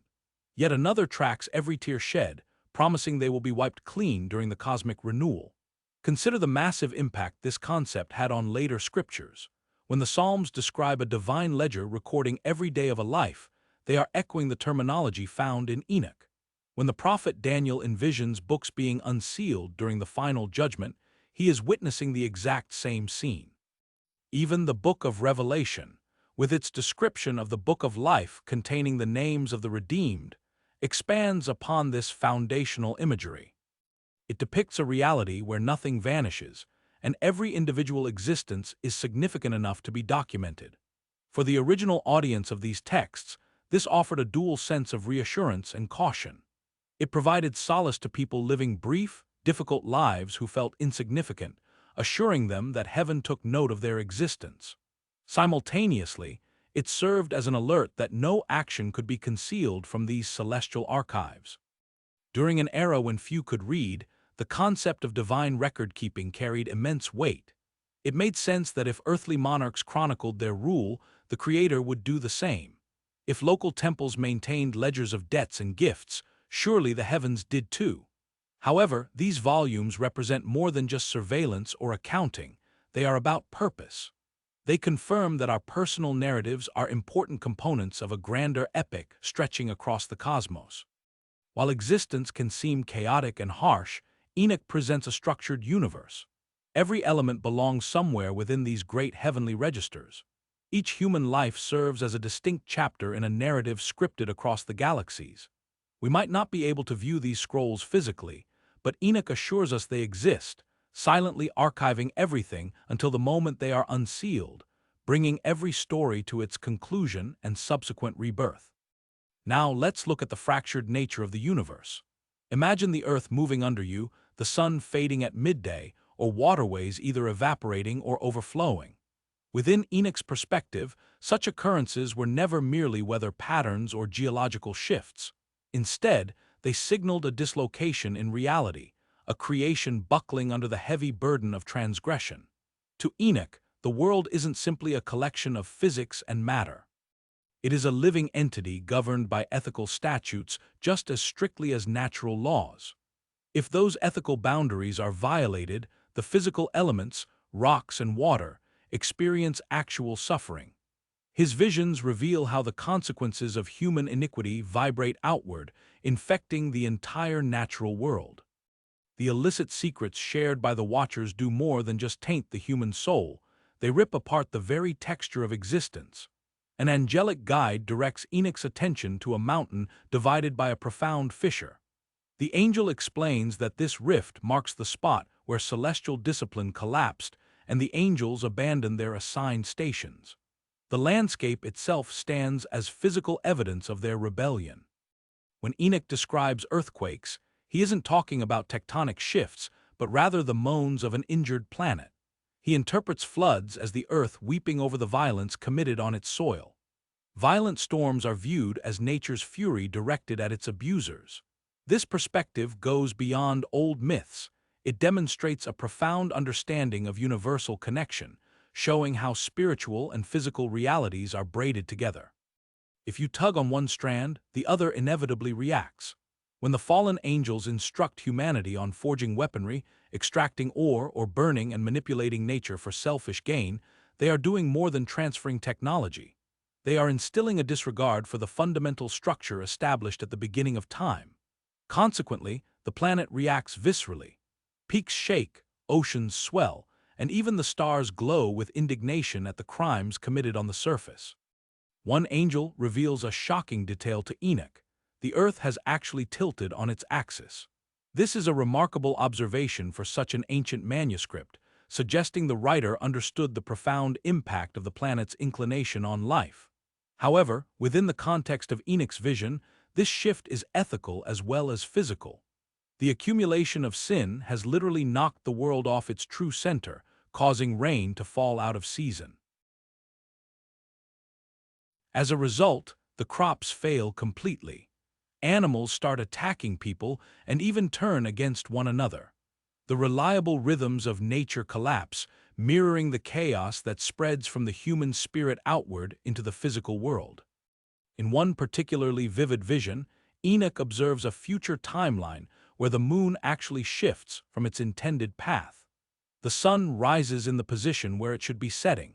It appears as though the entire cosmos is running in reverse, acting in protest against the corruption taking place on Earth. This depiction of a fractured universe heavily influences how later biblical authors perceive reality. For instance, when Isaiah describes a new heaven and a new earth, he is expanding upon Enoch's foundational concept that our current world is damaged and requires restoration. Likewise, when Jesus mentions celestial omens involving the sun, moon, and stars preceding his return, he is referencing this very tradition, a worldview where material events indicate spiritual truths and where the sky reflects the state of the earth. Yet, Enoch provides us with more than just a picture of destruction. He delivers a message of hope that the broken pieces will eventually be made whole again. The same creator who originally orchestrated the movements of the stars has the power to realign them. The hand that sculpted the mountains can also mend their wounds. Enoch predicts a finale featuring fresh heavens where the stars never fade, alongside a rejuvenated earth that produces fruit free from any blight or curse. It is a vision of a world corrected, a cosmos cured from the inside out. However, until that moment arrives, we exist in the tension between the past and the future. We inhabit a universe that is still groaning, as the Apostle Paul would later describe it, like a woman in labor waiting for the moment of healing and birth. Now let's look at the mysteries hidden in the weather, the landscape, and the forests. We usually accept basic phenomena, like rain dropping from clouds, northern winds blowing, or seeds becoming trees, as simple scientific facts. However, within Enoch's perspective, these natural processes concealed profound secrets. Every falling raindrop, every gust of wind, and every sprouting leaf was backed by an angel executing a divine command. The Book of Enoch reveals a reality pulsating with purpose, where nothing occurs by accident. In this view, nature itself communicates in a distinct language, provided we understand how to listen. During his travels with celestial guides, Enoch is shown the vast storehouses that keep snow and hail ready for their specific seasons. He is directed toward deep caverns where the winds sleep until they are summoned. The guides unveil the invisible spirits responsible for tending to every growing thing. At one point, an angel points toward the horizon and asks Enoch to observe the clouds, explaining that they are not merely water vapor. Instead, they are living entities, fulfilling duties assigned to them before time began. We shouldn't dismiss this as primitive science. Rather, it is a method of perceiving the sacred within the ordinary, recognizing the divine hand at work in every moment of daily life. Enoch also gains insight regarding the mountains, discovering they are not just piles of rock, but structural pillars supporting the sky. In his visions, certain summits stretch upward until they touch the very gates of heaven. Other ranges define the limits of human territory, acting as boundaries that are forbidden to cross. He encounters one mountain made of crystal that glows perpetually day and night, while another is consumed by an eternal fire. There is a third mountain streaming with sweet nectar to nourish the wildflowers. Every single one serves a specific function and plays a part in the grand cosmic design. The forests also carry significant symbolism in Enoch's vision. He spots a magnificent tree bearing fruit that bestows wisdom upon anyone who eats it, a clear echo of the forbidden tree in Eden. He learns that every type of wood possesses a unique spirit and a distinct voice that sings when the wind moves through it. In one memorable passage, Enoch arrives at an elevated garden filled with aromatic trees. Their perfume surpasses any known fragrance. Here, the leaves never drop and the fruit never decays. This description serves as more than just a beautiful image. It acts as a glimpse of the ideal world, the way it once was, and how it is destined to be again. Furthermore, in Enoch's cosmology, weather patterns reveal the moods of heaven. Crashing thunder is not just sound waves, but the voices of angels calling to one another across the sky. Lightning is not merely an electrical discharge, but the glint of celestial swords as heavenly armies drill for the final battle. And when the rain falls at the proper time, it serves as a sign of God's pleasure. Conversely, the connection operates in reverse regarding human actions. When the land dries up, it signifies that the angels of the rain are withholding their blessings, mourning over the sins of mankind. For centuries, this specific perspective on the environment dictated how humanity interpreted their surroundings. Consider the moment Jesus quiets a tempest with a mere phrase. His disciples perceived something far greater than simple meteorological control. To them, he was conversing in the dialect of the weather angels, issuing orders to the conscious spirits inhabiting the wind and the waves.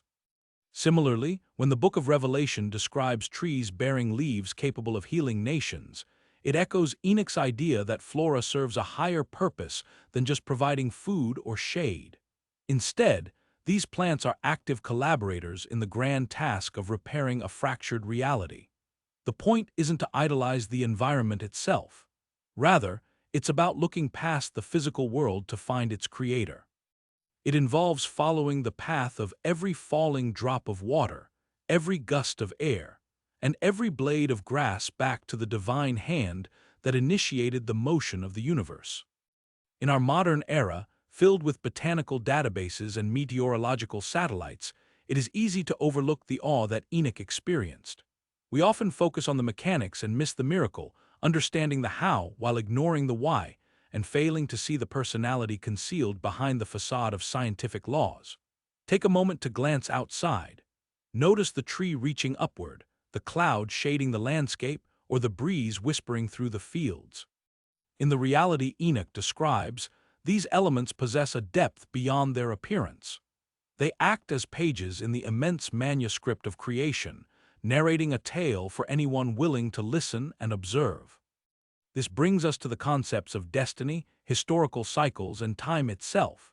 If time acts as a flowing stream, what is its origin and its destination? Who determined its path from the headwaters to the ocean? As celestial beings escort Enoch through the corridors of heaven, he poses exactly these types of inquiries.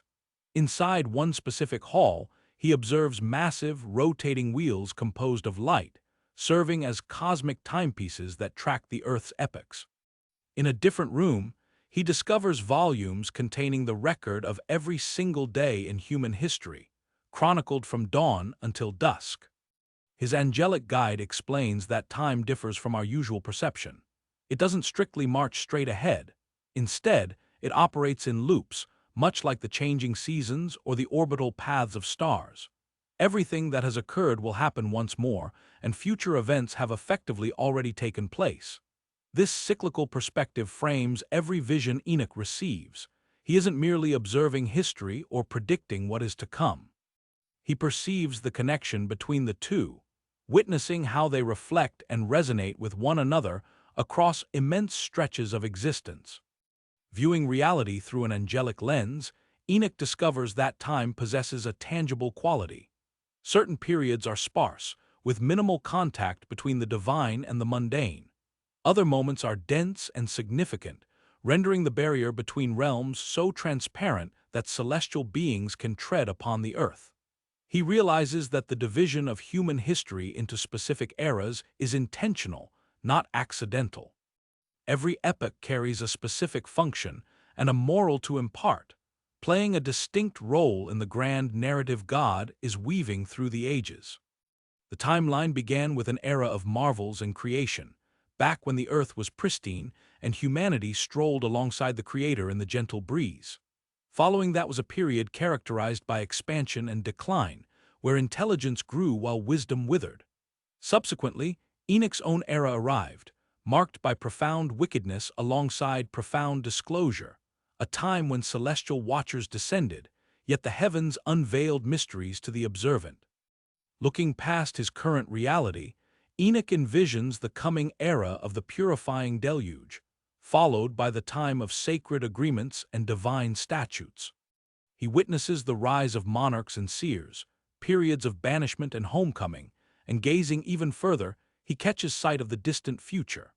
He foresees a time when the celestial sovereign treads the soil as a man, followed by an era where illumination expands, then a period where shadows lengthen, culminating in a final epoch of reckoning and restoration as the river of time empties into the ocean of the everlasting. The goal here is not simply to chart a timeline. It is about extracting significance from the cycles and realizing that coincidence does not exist. Every event collaborates to reach a conclusion that is fully visible only from a heavenly vantage point. During one particularly vivid revelation, Enoch perceives time as a massive weaving apparatus. Celestial beings intertwine the strands of individual decisions and human existences into a complex fabric, creating a design that only the Creator can perceive in its entirety. While we only catch sight of our tiny section of the artwork, every single strand is crucial. Every individual existence contributes distinct hue and feel to the complete picture. This concept of time as something simultaneously set in stone and fluid heavily influences the perspective of future historians and scribes. This perspective lays the groundwork for Daniel, who charts the ascent and collapse of great kingdoms using Enoch's timeline. It also sets the stage for John's revelation, placing his prophecies about imminent events within that same lineage. Early readers found a dual sense of reassurance and responsibility in this concept of time. It was comforting to know their short existence was part of a grand design, yet it challenged them to treat every second as significant to the divine realm. To people facing a reality that often seemed harsh and arbitrary, Enoch pulled back the veil to show a hidden structure. He suggested that the apparent disorder of history actually follows a deep logic, like a turbulent river destined to reach a specific ocean mapped by the Creator. Modern minds usually view time as a straight line or a repeating loop, but Enoch proposes a combination of the two. Imagine a spiral that advances while circling back, making every era distinct yet reminiscent of the past. Consider your personal history, observing the recurring themes and pivotal turning points. According to Enoch, these aren't accidents. Everything has weight and contributes to a narrative far larger than one individual, though that narrative requires every individual to be complete. As the celestial gears rotate and the eras pass, the great loom constructs its design using lives as threads. Currently, our vision is obscured, but Enoch assures us that eventually, the entire purpose of time will be unveiled, allowing us to witness the majestic tapestry rather than just our tiny fragment. Now the atmosphere quiets as we approach the text's conclusion, the Epistle of Enoch. Within this section, the ancient figure addresses us intimately, dropping the persona of a celestial visionary to speak as a concerned parent looking out for his descendants. This chapter brings a distinct change in mood, leaving behind the fantastical imagery of cosmic bodies and angelic beings. We are left with a man observing his earthly surroundings with grounded clarity. His message is heavy with immediate cautions regarding the future, describing two distinct directions, the route of righteousness and the highway to destruction. He is blunt about the consequences for making the wrong selection. Those who embrace wickedness are promised a lack of tranquility, destined to have their identities and achievements obliterated. This isn't presented as a scare tactic, but as a tragic reality he observed from the other side. Conversely, a current of optimism flows through the text, promising recompense for the fair-minded. Luminosity is in store for those who stay on the narrow track, and ultimately, truth is guaranteed to triumph. This section is unique because it spans the gap between eras, addressing both the ancients and modern readers simultaneously. His cautions regarding dishonesty, avarice, and the misuse of authority remain entirely relevant. Academics observe that the writing style feels incredibly old, mirroring wisdom literature like Ecclesiastes or Proverbs. However, it also anticipates the future, containing seeds of moral philosophy that would eventually define Jewish and Christian thought. The advice given to his son, Methuselah, resonates with contemporary significance, urging him to internalize the message that human actions are judged. In a modern culture obsessed with instant gratification, his plea to consider the long-term consequences is striking.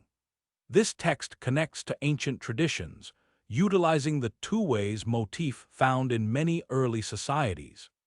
We are presented with binary options: existence or demise, illumination or shadow, ascent or descent, and Enoch insists the decision lies solely with us. The visceral feeling in the text is what captures the audience. It lacks the sterility of a sermon. Instead, we hear a person who has peered into eternity, witnessed the cycles of history, and returned disturbed by the future, his tone quivering with the burden of forbidden knowledge. Intense admonitions fill the pages, declaring misery upon those who construct lives on falsehoods, pervert the law, or defraud their community. Every declaration of woe hits with the impact of a sledgehammer, resonating through the ages. Amidst the severe cautions, one finds sparkling moments of optimism, stating that the virtuous will discover the road to serenity. For truth-seekers, wisdom is described as an abundant stream, offering not just poetic imagery but a rescue rope for those struggling in chaotic eras. By mentioning the books of the living, Enoch connects with our profound desire for significance and legacy. The text assures us that benevolent actions do not vanish into history, but are recorded, tallied, and preserved. As we reach the concluding lines, the letter pivots away from individual virtue and everyday decisions, turning instead toward universal justice and ultimate consequences. The perspective broadens, returning us to that massive Enochian landscape where our mortal existence is set against an eternal horizon. This is more than a simple lecture. It stands as the last will of the figure who strolled alongside the Creator and survived to recount the tale. We enter the week of ages. In Enoch's grasp, time unrolls similar to a manuscript. It isn't portrayed as an infinite ticking clock, but rather as a narrative divided into distinct sections. He describes a week composed of eras, 7 monumental days in the Earth's existence. This temporal framework revolutionized how multitudes of faithful people interpreted history, seeing it as a structured progression toward a specific destination rather than a series of accidents. On the first day of this universal week, life flourishes as Adam treads through Eden, marking a time of youth and optimism. During the second day, transgression infiltrates the narrative. The radiance fades as humanity diverges from the divine trail, discovering briars replacing the blossoms. By the third day, Abraham receives a nocturnal call, establishing a vow and selecting a lineage to bear the torch through gloomy eras. The sacred agreement begins to grow. On the fourth day, Moses guides captives toward liberty, with commandments carved into rock while the wilderness serves as a school for a nation learning divine ways. The fifth day brings monarchs, seers, and towering sanctuaries. The elect discover their identity, territory, and fate, though darkness lurks on the periphery. Banishment and homecoming mark the sixth day.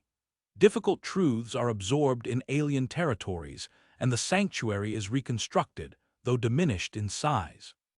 It is a time of anticipation, blending grief with expectation. The seventh day offers repose and compensation for the faithful. It acts as a global Sabbath following an extended period of toil. Certain interpretations view this as the era of the Messiah, where injustices are corrected and tranquility streams like water. However, Enoch looks further. Past those 7 intervals lies an 8th day, a fresh start existing beyond temporal bounds, a perpetual dawn following history's protracted week. This structure reverberates throughout theological history. It appears in the texts of early Christians, Jewish mystics, and medieval scholars mapping the currents of time. They all adopt Enoch's potent metaphor of history as a purposeful week. For worried audiences in antiquity, this provided solace. Current struggles were seen as part of a grander design. The narrative possessed a creator, and suffering was logical within the storyline. Every epoch in Enoch's timeline possesses a unique character and mission. Nothing endures indefinitely. Transformation is inevitable, yet a continuous strand of significance weaves through it all. Events are not merely sequential, they are chapters advancing toward a conclusion. Contemporary audiences might grin at such an orderly organization of time's disorder. We usually lean toward chaos theory, seeing massive outcomes from tiny triggers without a blueprint. Nevertheless, Enoch's Week of Ages resonates with us. We desire coherence in the passage of time and hope our specific era contributes to the greater tale. Remarkably, this archaic manuscript captured accurate insights. It depicted history as simultaneously progressive and cyclical. It recognized that periods have distinct personalities and pivotal moments that mold the future. It also acknowledged that the sensation of time shifts based on your perspective. By stating that a single day for the divine equals a millennium, Enoch touches upon the flexibility of time. He distinguishes between the ticking clock and the soul's perception, highlighting the disparity between measured minutes and experienced moments. During bleak periods, this chronological framework offered optimism, suggesting that hardships are temporary. In eras of arrogance, it induced modesty, reminding people their time is merely 1/7 of the whole. For populations oppressed by foreign powers like the Greeks, Babylonians, or Romans, the implication was obvious. Despots are merely fleeting mists in the vast heavens of the divine. This seven-part structure continues to influence modern worldviews. It affects everyone from apocalypse predictors tallying omens to average people feeling a shift in the ages. We utilize Enoch's perspective often unaware of its origin. The most compelling aspect might be the eighth day's pledge. Following all the exertion, a fresh inception looms. Once the week of mortal conflict concludes, a completely different reality emerges, a renewed creation superior to simple relaxation. We now turn to the ultimate destiny of the spirit. The inquiry into what occurs post-mortem plagues every person. According to Enoch, dying is a gateway rather than a conclusion. His explanation is revealed through graphic imagery. Spirits congregate in immense reservoirs, anticipating the last judgment. There isn't a singular outcome for everyone. Instead, the abode of the dead contains numerous chambers. The virtuous discover pleasant repose in illuminated quarters. Their spirits shine similar to lanterns in a still space. They abide in tranquility, cradled in gentle obscurity, comparable to seeds awaiting the spring. Conversely, gloomy corridors exist for others. The spirits of the unrighteous are aware. They find no peace. Wandering through the gloom, they can already taste the verdict that is approaching. It is not torture, at least not yet, but rather the heavy, increasing burden of reality. However, between these absolute outcomes, there are infinite shades of gray. Consider those who stumbled in life but attempted to do better, or those who committed wrongs but sought to make amends. There are even those who simply never heard the call of wisdom. For such souls, Enoch describes intermediate chambers designed for waiting and spiritual growth. The power of Enoch's vision lies in its unique combination of fairness and compassion. While no one evades the scales of truth, the final fate remains undecided until the last day arrives. Even within the halls of death, hope persists. The ancient text details deep valleys where spirits bide their time, records where every deed is logged, and angels who escort the deceased to their assigned locations.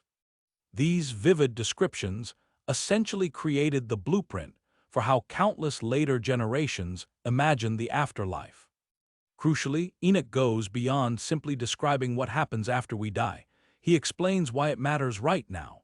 Every decision we make increases the specific gravity of our soul. Each act of kindness or malice determines the form we will take once the physical body is shed.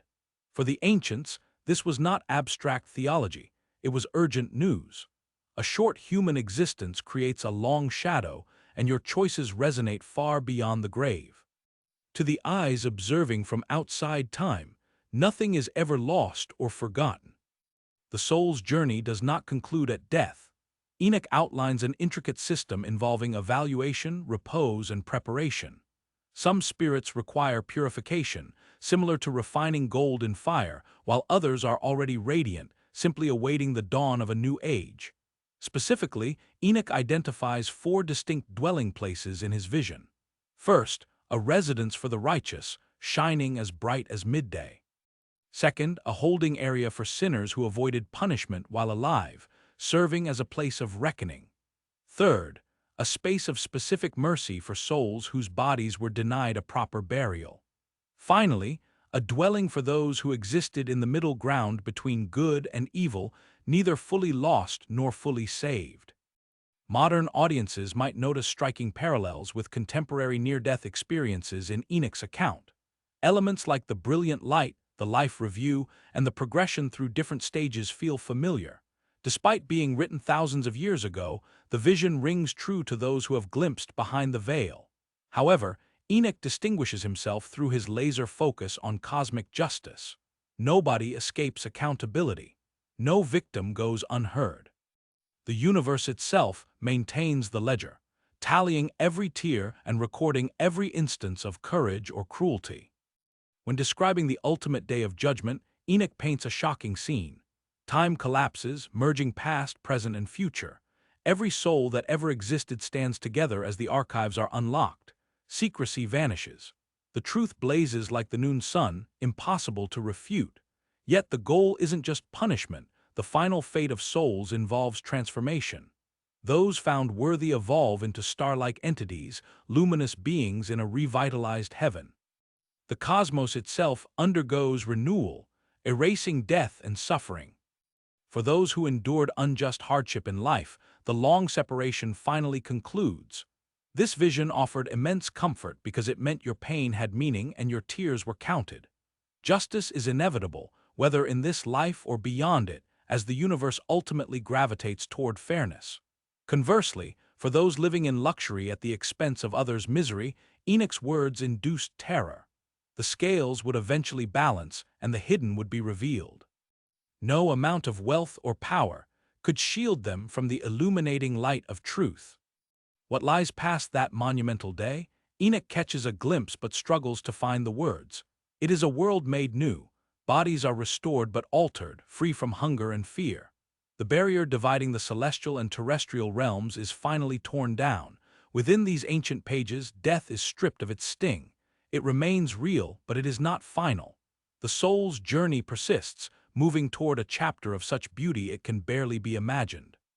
Moving from grand visions to ethical teachings and cosmic law, Enoch fills the quiet space between revelations with instructions on how to live.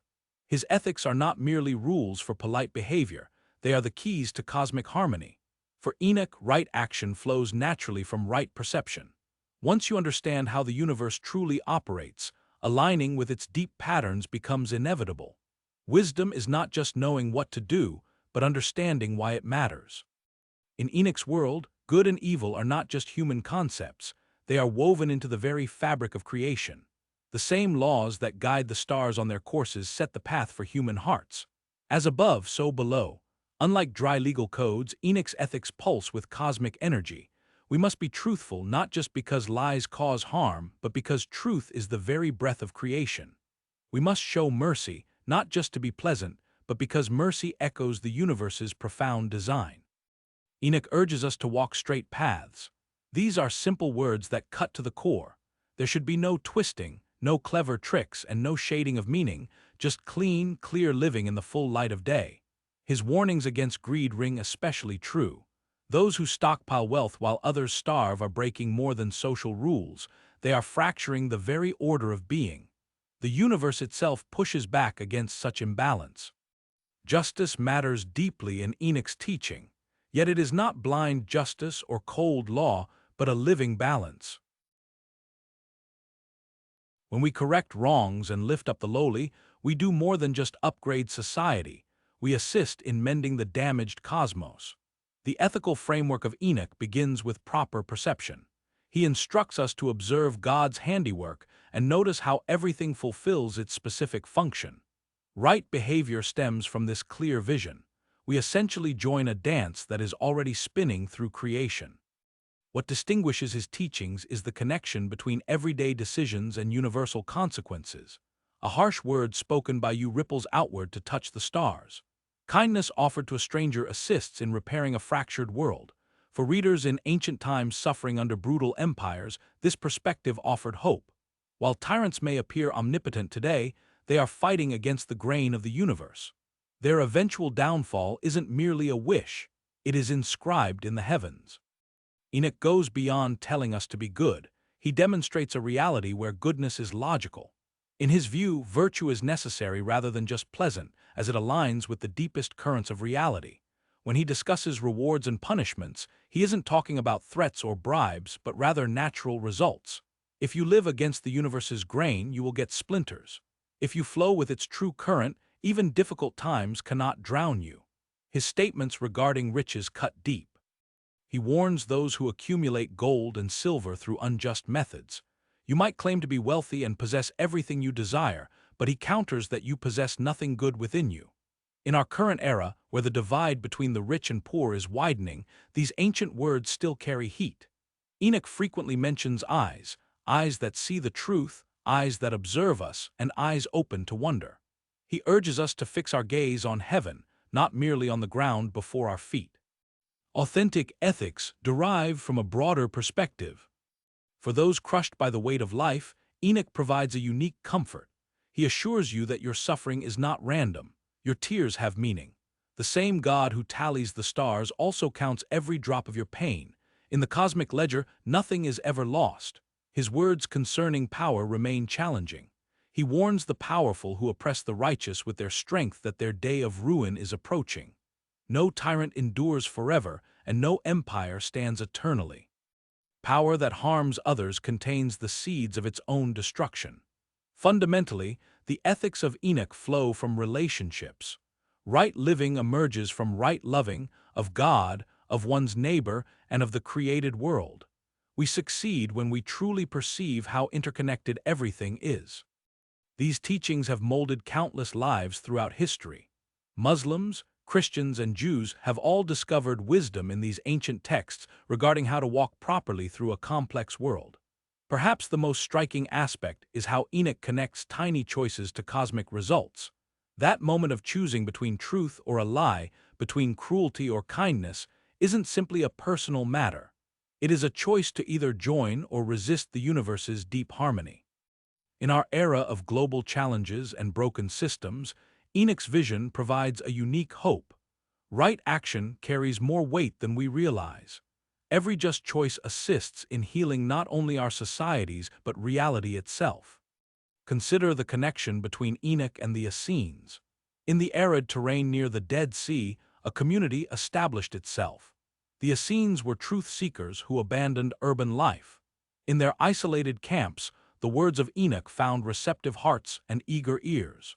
When young shepherds accidentally discovered ancient caves in 1947, they were unaware that they would alter history.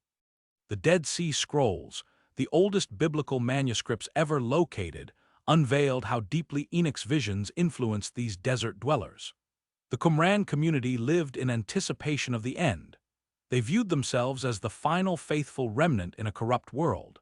Their daily existence revolved around prayer, purity, and preparation for the final days, themes that resonate throughout Enoch's pages. Fragments of Enoch appeared repeatedly among the scrolls. They possessed not just one or two copies, but many, proving that this banned book held a place of honor in their secret libraries. What attracted the Essenes to Enoch's writings? Perhaps his sharp division between paths of light and darkness aligned with their own black and white perspective. They also viewed the world as a battleground between forces of good and evil. The community's famous war scroll reads as if Enoch's visions were brought to life. In it, angels and demons collide, the sons of light confront the sons of darkness, and cosmic justice finally arrives. To the Essenes, these were not distant myths but imminent news. Their daily routines followed patterns Enoch would have endorsed. They held dawn prayers synchronized with heavenly rhythms, treated shared meals as sacred acts, and viewed work and study as worship, keeping the commune and cosmos in perfect sync. Much like Enoch, the Essenes tracked time carefully. Their calendar was based on the sun rather than the moon, a significant deviation from the temple practices in Jerusalem. This solar focus connects directly back to the astronomical Book of Enoch with its specific star cycles and sun gates. The Essenes perceived themselves as the true priesthood, believing the Jerusalem temple had become corrupt. They held that genuine worship occurred in their desert camp where angels joined in their prayers. This perspective mirrors Enoch's own conflicted feelings regarding the temple system. Key beliefs of the group included a messianic figure ushering in a new age, a coming judgment day, and the notion that humans could join angels in heavenly worship. Each of these echoes major themes found in the Book of Enoch. The timing of this connection is vital. The Essenes thrived just prior to and during the time of Jesus. Their worldview, shaped by Enoch, constituted part of the fertile soil from which early Christianity would sprout. Did Jesus know of Enoch's writings? We cannot be certain. However, he matured in a world where these concepts flowed through numerous streams of Jewish thought. His statements regarding the Son of Man, the age to come, and judgment all find parallels in Enoch's ancient visions. The Essenes were not the only group attracted to Enoch. Other Jewish groups of that era, including apocalyptic preachers, early mystics, and Pharisees, showed signs of engaging with Enochian ideas. Although some banned it, the book's core insights spread like ripples from a stone cast into still water. The findings at Qumran confirm how fluid Jewish thought was during this critical period. There wasn't a single Judaism, but many Judaisms, each drinking from shared wells but highlighting different streams. Enoch's book provided a deep draft for those thirsting for a direct vision of heaven's mysteries. For modern readers, the link to the Essenes is deeply significant. It demonstrates that Enoch wasn't merely a forgotten text. It shaped actual communities, inspired genuine devotion, and helped frame how real people viewed their place in the cosmic story. In their isolated desert camp, waiting for an end that did not arrive as expected, the Essenes lived out Enoch's vision. They aligned their daily rhythms with the order of heaven. They maintained faith while the world took its own path. They believed in a justice that exceeded what human eyes could witness. When the Romans destroyed their settlement around 70 CE, the community disappeared. However, they had already concealed their precious scrolls, including their copies of Enoch, in nearby caves, as if they knew future generations would require these ancient words and glimpses beyond the veil. Unknowingly, they preserved vital links in the chain of wisdom. Their hidden scrolls slept beneath the desert sand for 2 millennia, waiting for shepherd boys to stumble upon the lost pages of history. In their cosmic vision and disciplined lives, the Essenes remind us of the power of Enoch's words. They were not just inspiring reading material, but a blueprint for a radical community. They were not just ancient myths, but urgent news from beyond the stars. Now, consider the mystery of why the book was banned by church fathers. The story of how the Book of Enoch disappeared from Christian worship reads like a mystery novel. A text that was once quoted and loved is now absent from sacred collections. But why? Let us travel back to those early church gatherings where men in simple robes debated which writings would guide the faithful.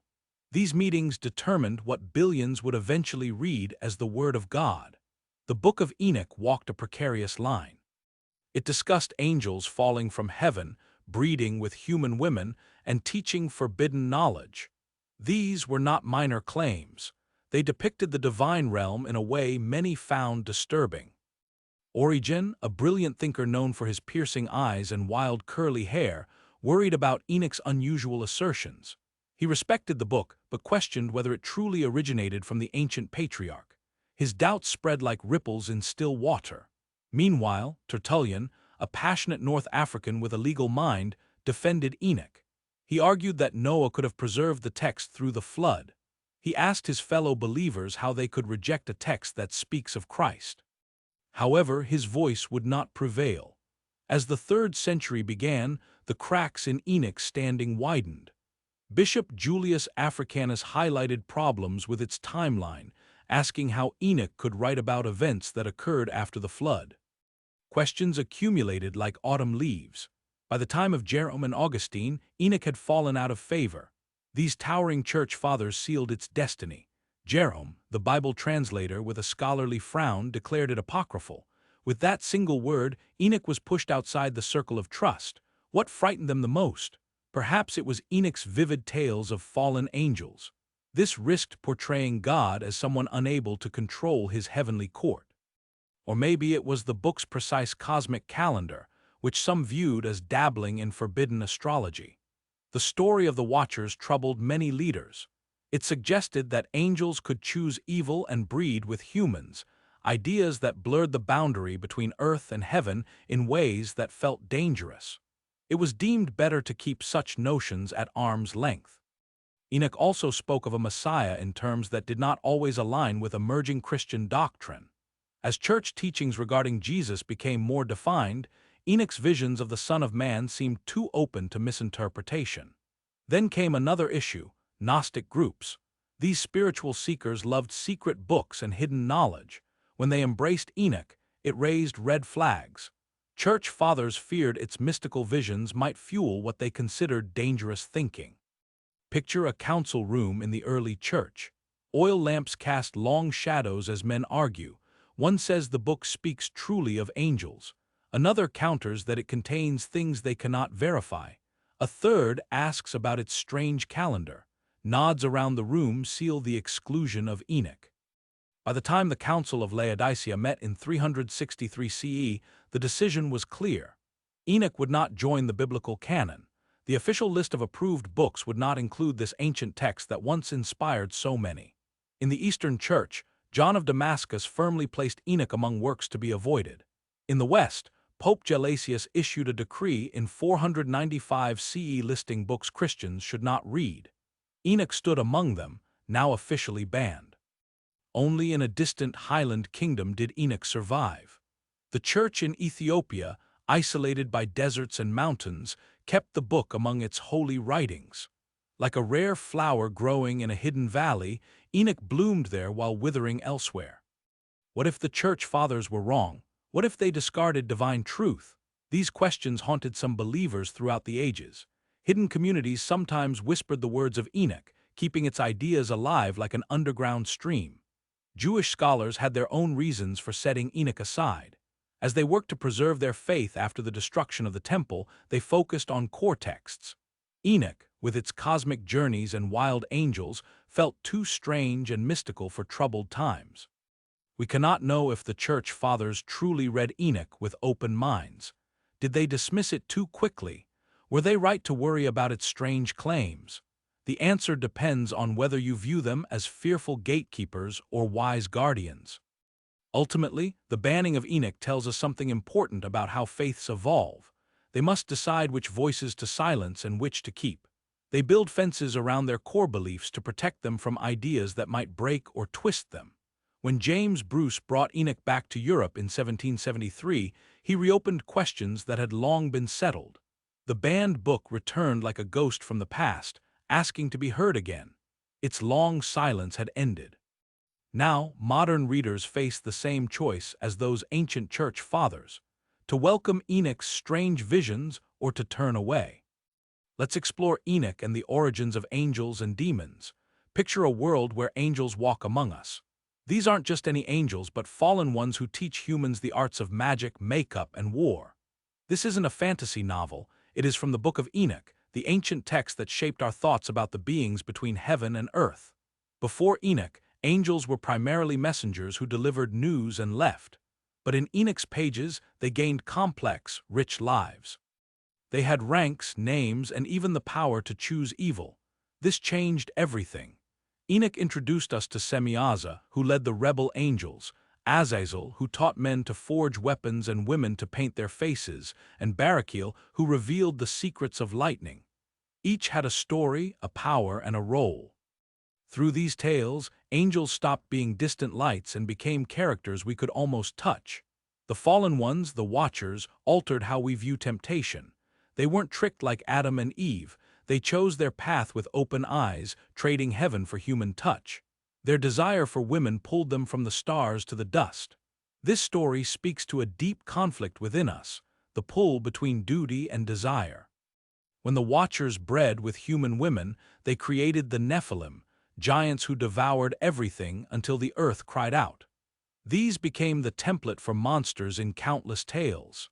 Every giant in folklore, every creature too big for its world, owes something to Enoch's vision. But what of demons? Enoch tells us they are the spirits of dead Nephilim trapped between worlds. They are not fallen angels, but the ghosts of their children. This single idea planted seeds that grew into beliefs that still haunt us, that demons seek bodies to possess, that they cause illness, and that they whisper lies into willing ears. Look at how Enoch's angel hierarchy spread.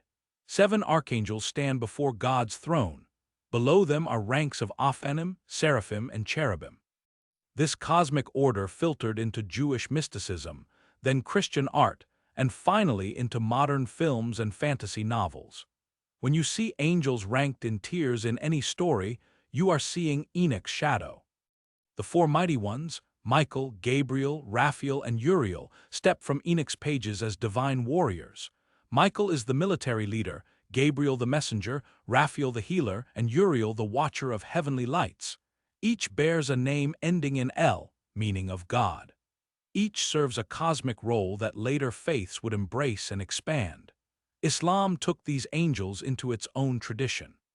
The Quran speaks of Gabriel and Michael, the angel of death, and the bearers of God's throne, all echoing Enoch's heavenly host. Although Enoch himself was not canon in Islam, his angels flew freely into its sacred stories. In medieval times, fascination with angels grew like wildflowers after rain. Elaborate systems ranked heavenly beings, often drawing from Enoch's foundation. Pseudo-Dionysius created a 9-fold hierarchy that shaped Christian thinking for centuries.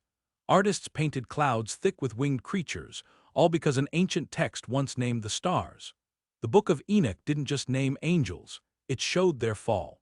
In that fall, it created a pattern for all later stories of pride before a crash. Satan's rebellion in Milton's Paradise Lost owes much to how Enoch described the Watcher's choice to leave heaven behind. Jewish mysticism drank deeply from Enoch's well.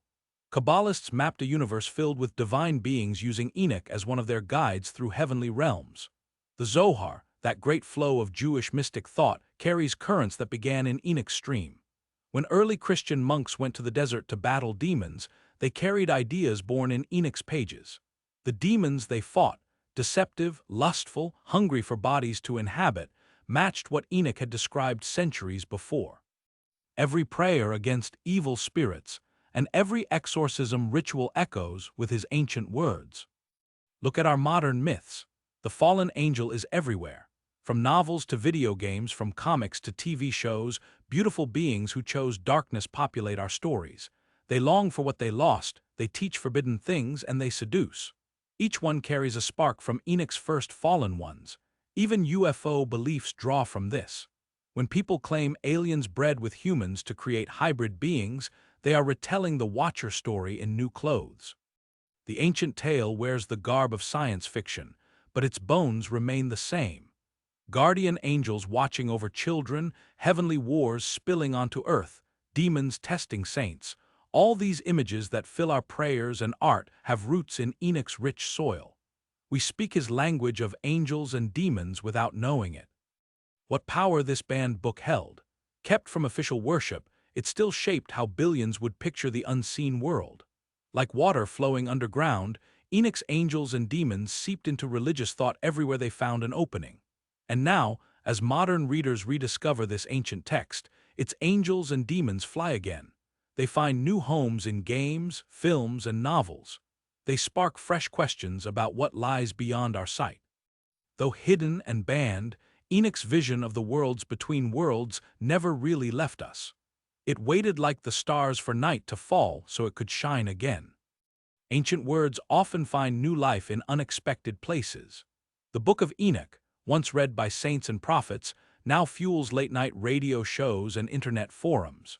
Its strange tales of cosmic secrets and fallen angels speak to our modern hunger for hidden truth. When James Bruce brought the first complete Enoch text to Europe in the 1700s, he couldn't have known how it would bloom in modern soil. Today, this ancient book feeds a garden of new beliefs, some wild, some beautiful, and some dark as midnight. Listen to talk radio on a quiet night, and you might hear callers speak of the Nephilim, those angel-human hybrids from Enoch's pages. In their modern telling, these beings weren't destroyed in Noah's flood. They live among us still, pulling strings from the shadows. Ancient text becomes modern conspiracy with just a few changed words. UFO researchers point to Enoch with knowing smiles. His heavenly journey, carried aloft by angels to see the cosmos, sounds to them like alien abduction. His detailed star knowledge and calendar are seen as evidence of contact with advanced beings. When Enoch writes of wheels of light and fiery chariots, they hear the hum of spacecraft. Ancient astronaut theories bloom from Enoch's soil. The Watchers become cosmic visitors who shared technology too soon. Their punishment is a myth explaining why they left. The Nephilim giants are proof of alien DNA. Even Enoch's disappearance, he was not, for God took him, reads to some as a permanent alien extraction. Online forums buzz with talk of Enochian magic. Though it bears little link to the actual text, this system claims to use angelic language from Enoch's heavenly travels. Created by John Dee in the 1500s, it draws seekers who believe Enoch brought back keys to cosmic power. New Age bookstores stock shelves with works on Enochian wisdom. Astral travel guides, energy work, and crystal healing cite the Patriarch as their source. His 7 heavens become chakras. His angelic tongues become mantras. The banned book finds new readers seeking personal growth rather than salvation. Doomsday prophets love Enoch's apocalyptic visions. His detailed end-time scenario, with its cosmic fire, fallen stars, and final judgment, provides fuel for countless end-of-the-world predictions. Each new crisis becomes a sign that Enoch's clock is ticking toward midnight. YouTube channels with millions of views explore Enochian cosmology. They map his flat earth with a dome above, his pillars of heaven, and his gates for the moon and sun. Some viewers don't see ancient myth. They see suppressed truth about our world's real shape hidden by modern science. Nephilim skull hunters travel to the Middle East and South America seeking giant bones. When museums display remains of people with elongated skulls, often the result of ancient binding practices, Enoch readers see proof of angel-human offspring. Photos spread across social media with breathless captions, "Nephilim found." Enoch's banned status feeds the flames. People love forbidden knowledge. They wonder why the church would hide this book unless it contained dangerous truths. The very act of banning created a mystique that modern spiritual seekers find irresistible. Troublingly, white supremacist groups twist Enoch's tales for dark purposes. In their hands, the pure angelic line becomes a stand-in for racial purity. The Watcher's sin of mixing with humans becomes a warning against racial mixing. Ancient text becomes modern hate with terrible ease. But not all modern myth-making around Enoch is so troubling. Fantasy writers and comic book artists draw from his rich imagery to create worlds of wonder. His heavenly books, Cosmic Journeys, and 7 Archangels all find new life in stories that honor their source while creating something fresh. Video game designers craft digital hells and heavens using Enoch's blueprint. Players guide angels through levels inspired by his 7 heavens. They battle demons born from his descriptions. The ancient vision becomes virtual reality, reaching young minds that would never read the text itself. Some modern Christians find in Enoch answers to biblical puzzles. Why does Jude quote him? What does Peter mean by spirits in prison? The banned book fills in the gaps in the accepted word. Reading groups gather online, finding in Enoch's pages a key to unlock scriptural mysteries. Jewish mystics still draw from Enoch's well. In modern Kabbalah, his heavenly journey provides a map for spiritual ascent. His transformation into the angel Metatron offers hope for human transcendence. Ancient vision becomes modern practice with surprising ease. Even academic circles feel Enoch's pull. Scholars who once dismissed him now analyze his text for clues to ancient thought. His astronomical details help date ancient events. His apocalyptic visions show how end-time thinking evolved. The banned book becomes respected historical evidence. Climate activists sometimes cite Enoch's warnings. His vision of nature rebelling against human sin speaks to modern environmental fears. His angels weeping for a damaged earth echoes our own grief for rising seas and melting ice. Ancient worry becomes modern warning with striking clarity. In meditation retreats and yoga studios, guides sometimes borrow Enoch's sevenfold heaven as a visualization tool. Each level becomes a state of consciousness to explore. The ancient cosmic journey becomes a path for inner travel. This is how myths evolve. They shed old skins and grow new ones. They speak to each generation in its own language. Enoch's strange visions of fallen stars, worlds beyond, and cosmic secrets find fresh voice in our age of quantum physics and space exploration. What would the ancient writer think of how we use his words now?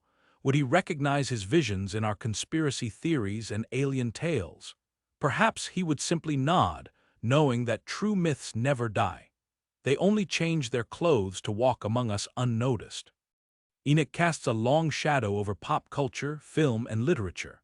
Stories have power. They sink into our minds and shape how we see the world. The Book of Enoch, with its giant offspring, cosmic visions, and fallen angels, has cast shadows across our culture in ways both unseen and seen. Walk into any bookstore, and you'll find shelves lined with tales of angels who chose love over heaven. You see romance novels where winged beings fall for humans, thrillers where ancient secrets change the course of history, and horror stories with monstrous offspring born of unholy unions. Each owes a quiet debt to Enoch's banned pages. J.R.R. Tolkien knew the Book of Enoch well. His world of Middle-earth echoes with its themes. The Astari wizards sent to guide Middle-earth mirror Enoch's watching angels. The fall of Numenor recalls the doom of the Watchers.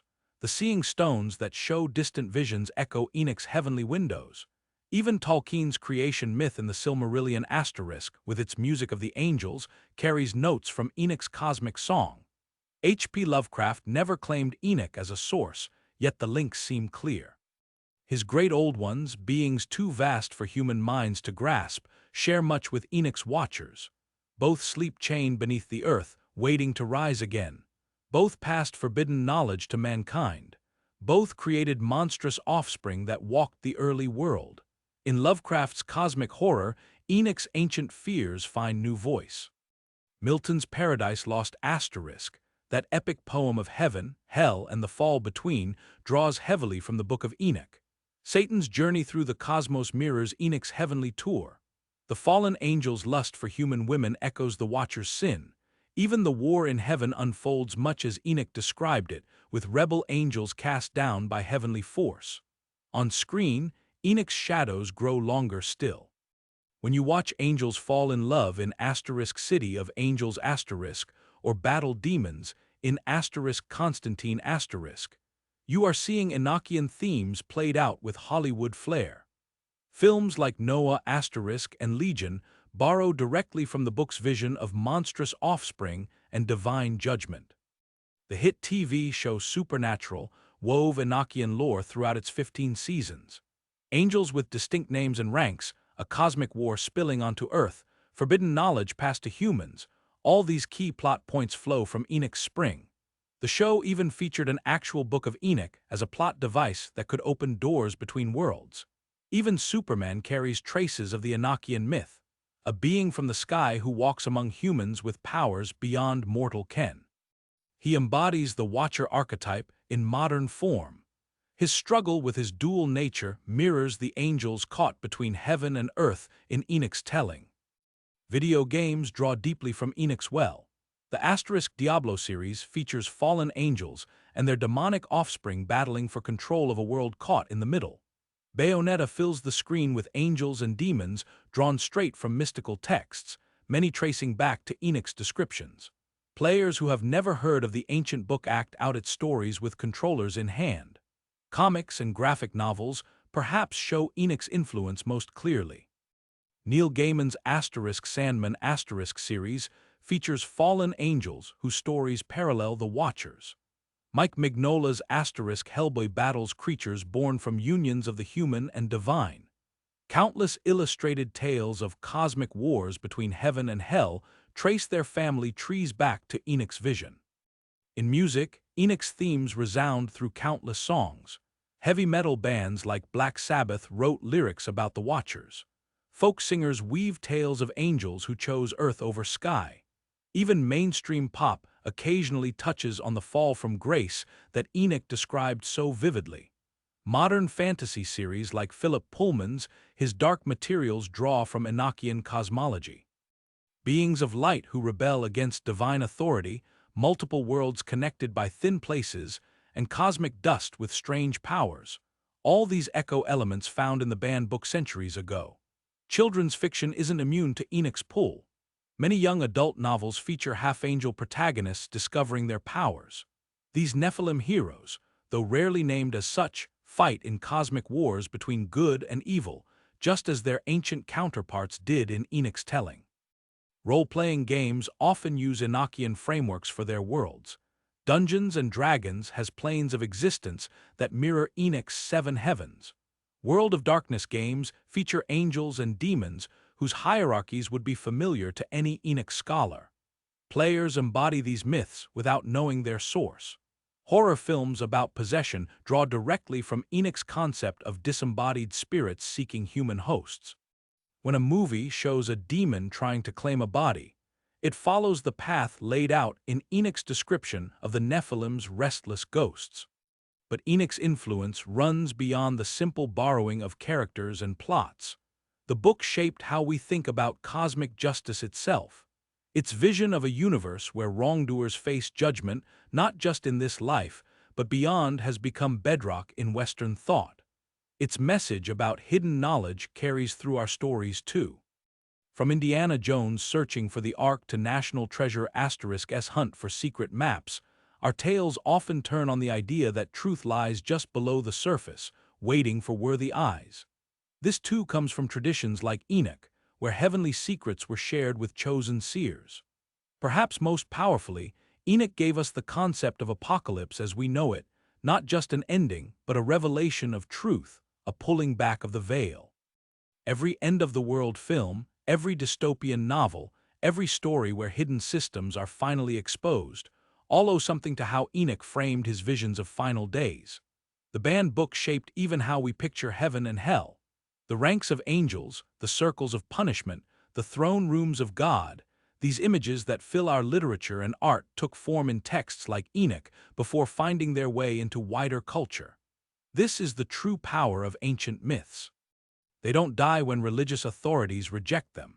They just change form, flowing into new channels and feeding new fields.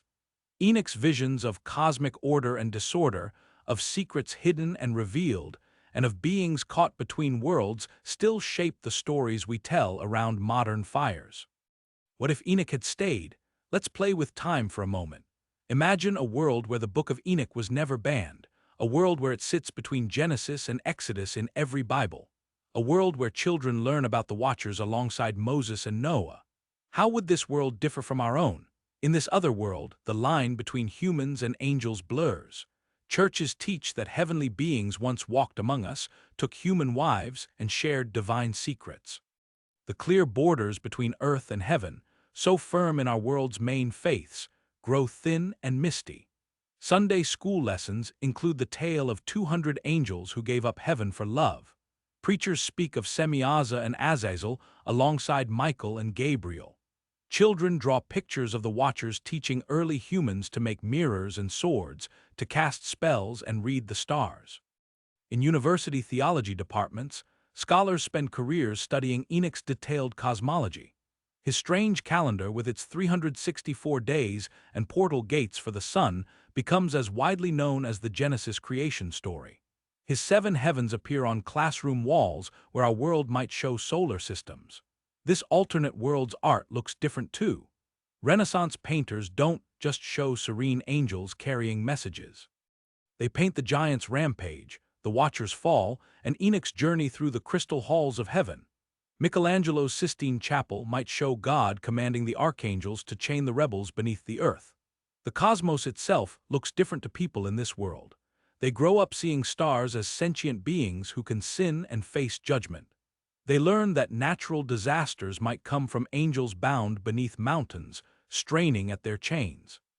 The border between science and myth stays fluid longer. Religious movements take different turns. Early Christian Gnostics who loved Enoch's mystic visions might not have been pushed to the edges of the faith. Their focus on cosmic journeys and hidden knowledge might have become central rather than suspect. Christianity might have kept more of its mystical roots. Jewish mysticism would stand in a different light too. The Kabbalah, with its visions of divine realms that mirror Enoch's heavens, would not seem like a later addition to Jewish thought. Instead, it would appear as a natural outgrowth of texts always at Judaism's heart. The very notion of canon would shift with Enoch included. Despite its strange claims, other texts might have found welcome too. The Pistis Sophia asterisk, the asterisk Shepherd of Hermas asterisk, the asterisk Gospel of Thomas asterisk, all might have remained in wider use. Sacred libraries would grow thicker, with voices once silenced. Would faith be weaker or stronger in this world? On one hand, Enoch's vivid cosmic drama might have kept more people engaged with religious stories. On the other, his strange claims might have made the whole tradition seem less trustworthy to modern minds. Perhaps both would be true for different people. Angels would play larger roles in daily faith. If the watchers could fall through wrong choices, then the angels still serving in heaven might seem more like us, beings with free will who chose to stay true. Prayers might address them more directly, asking for wisdom from those who remained faithful when others fell. The idea of fallen angels teaching forbidden knowledge would change how cultures view learning itself. Would science face more resistance, seen as touching on secrets angels were punished for sharing? Or would it gain religious blessing as the completion of what the Watchers began? Different faiths might choose different paths. Our modern myths would grow from different soil without the need to rediscover and reinvent Enoch's banned ideas. Would our alien abduction stories, vampire tales, and superhero sagas take different forms? The need to disguise ancient myths as new inventions might fade. Political movements would find different sacred supports. Enoch's clear vision of cosmic justice, where the powerful face divine punishment for harming the weak, might fuel movements for social change. His vision of final judgment, where rulers and kings are cast down, could inspire those fighting oppression. Environmental awareness might follow a different path too.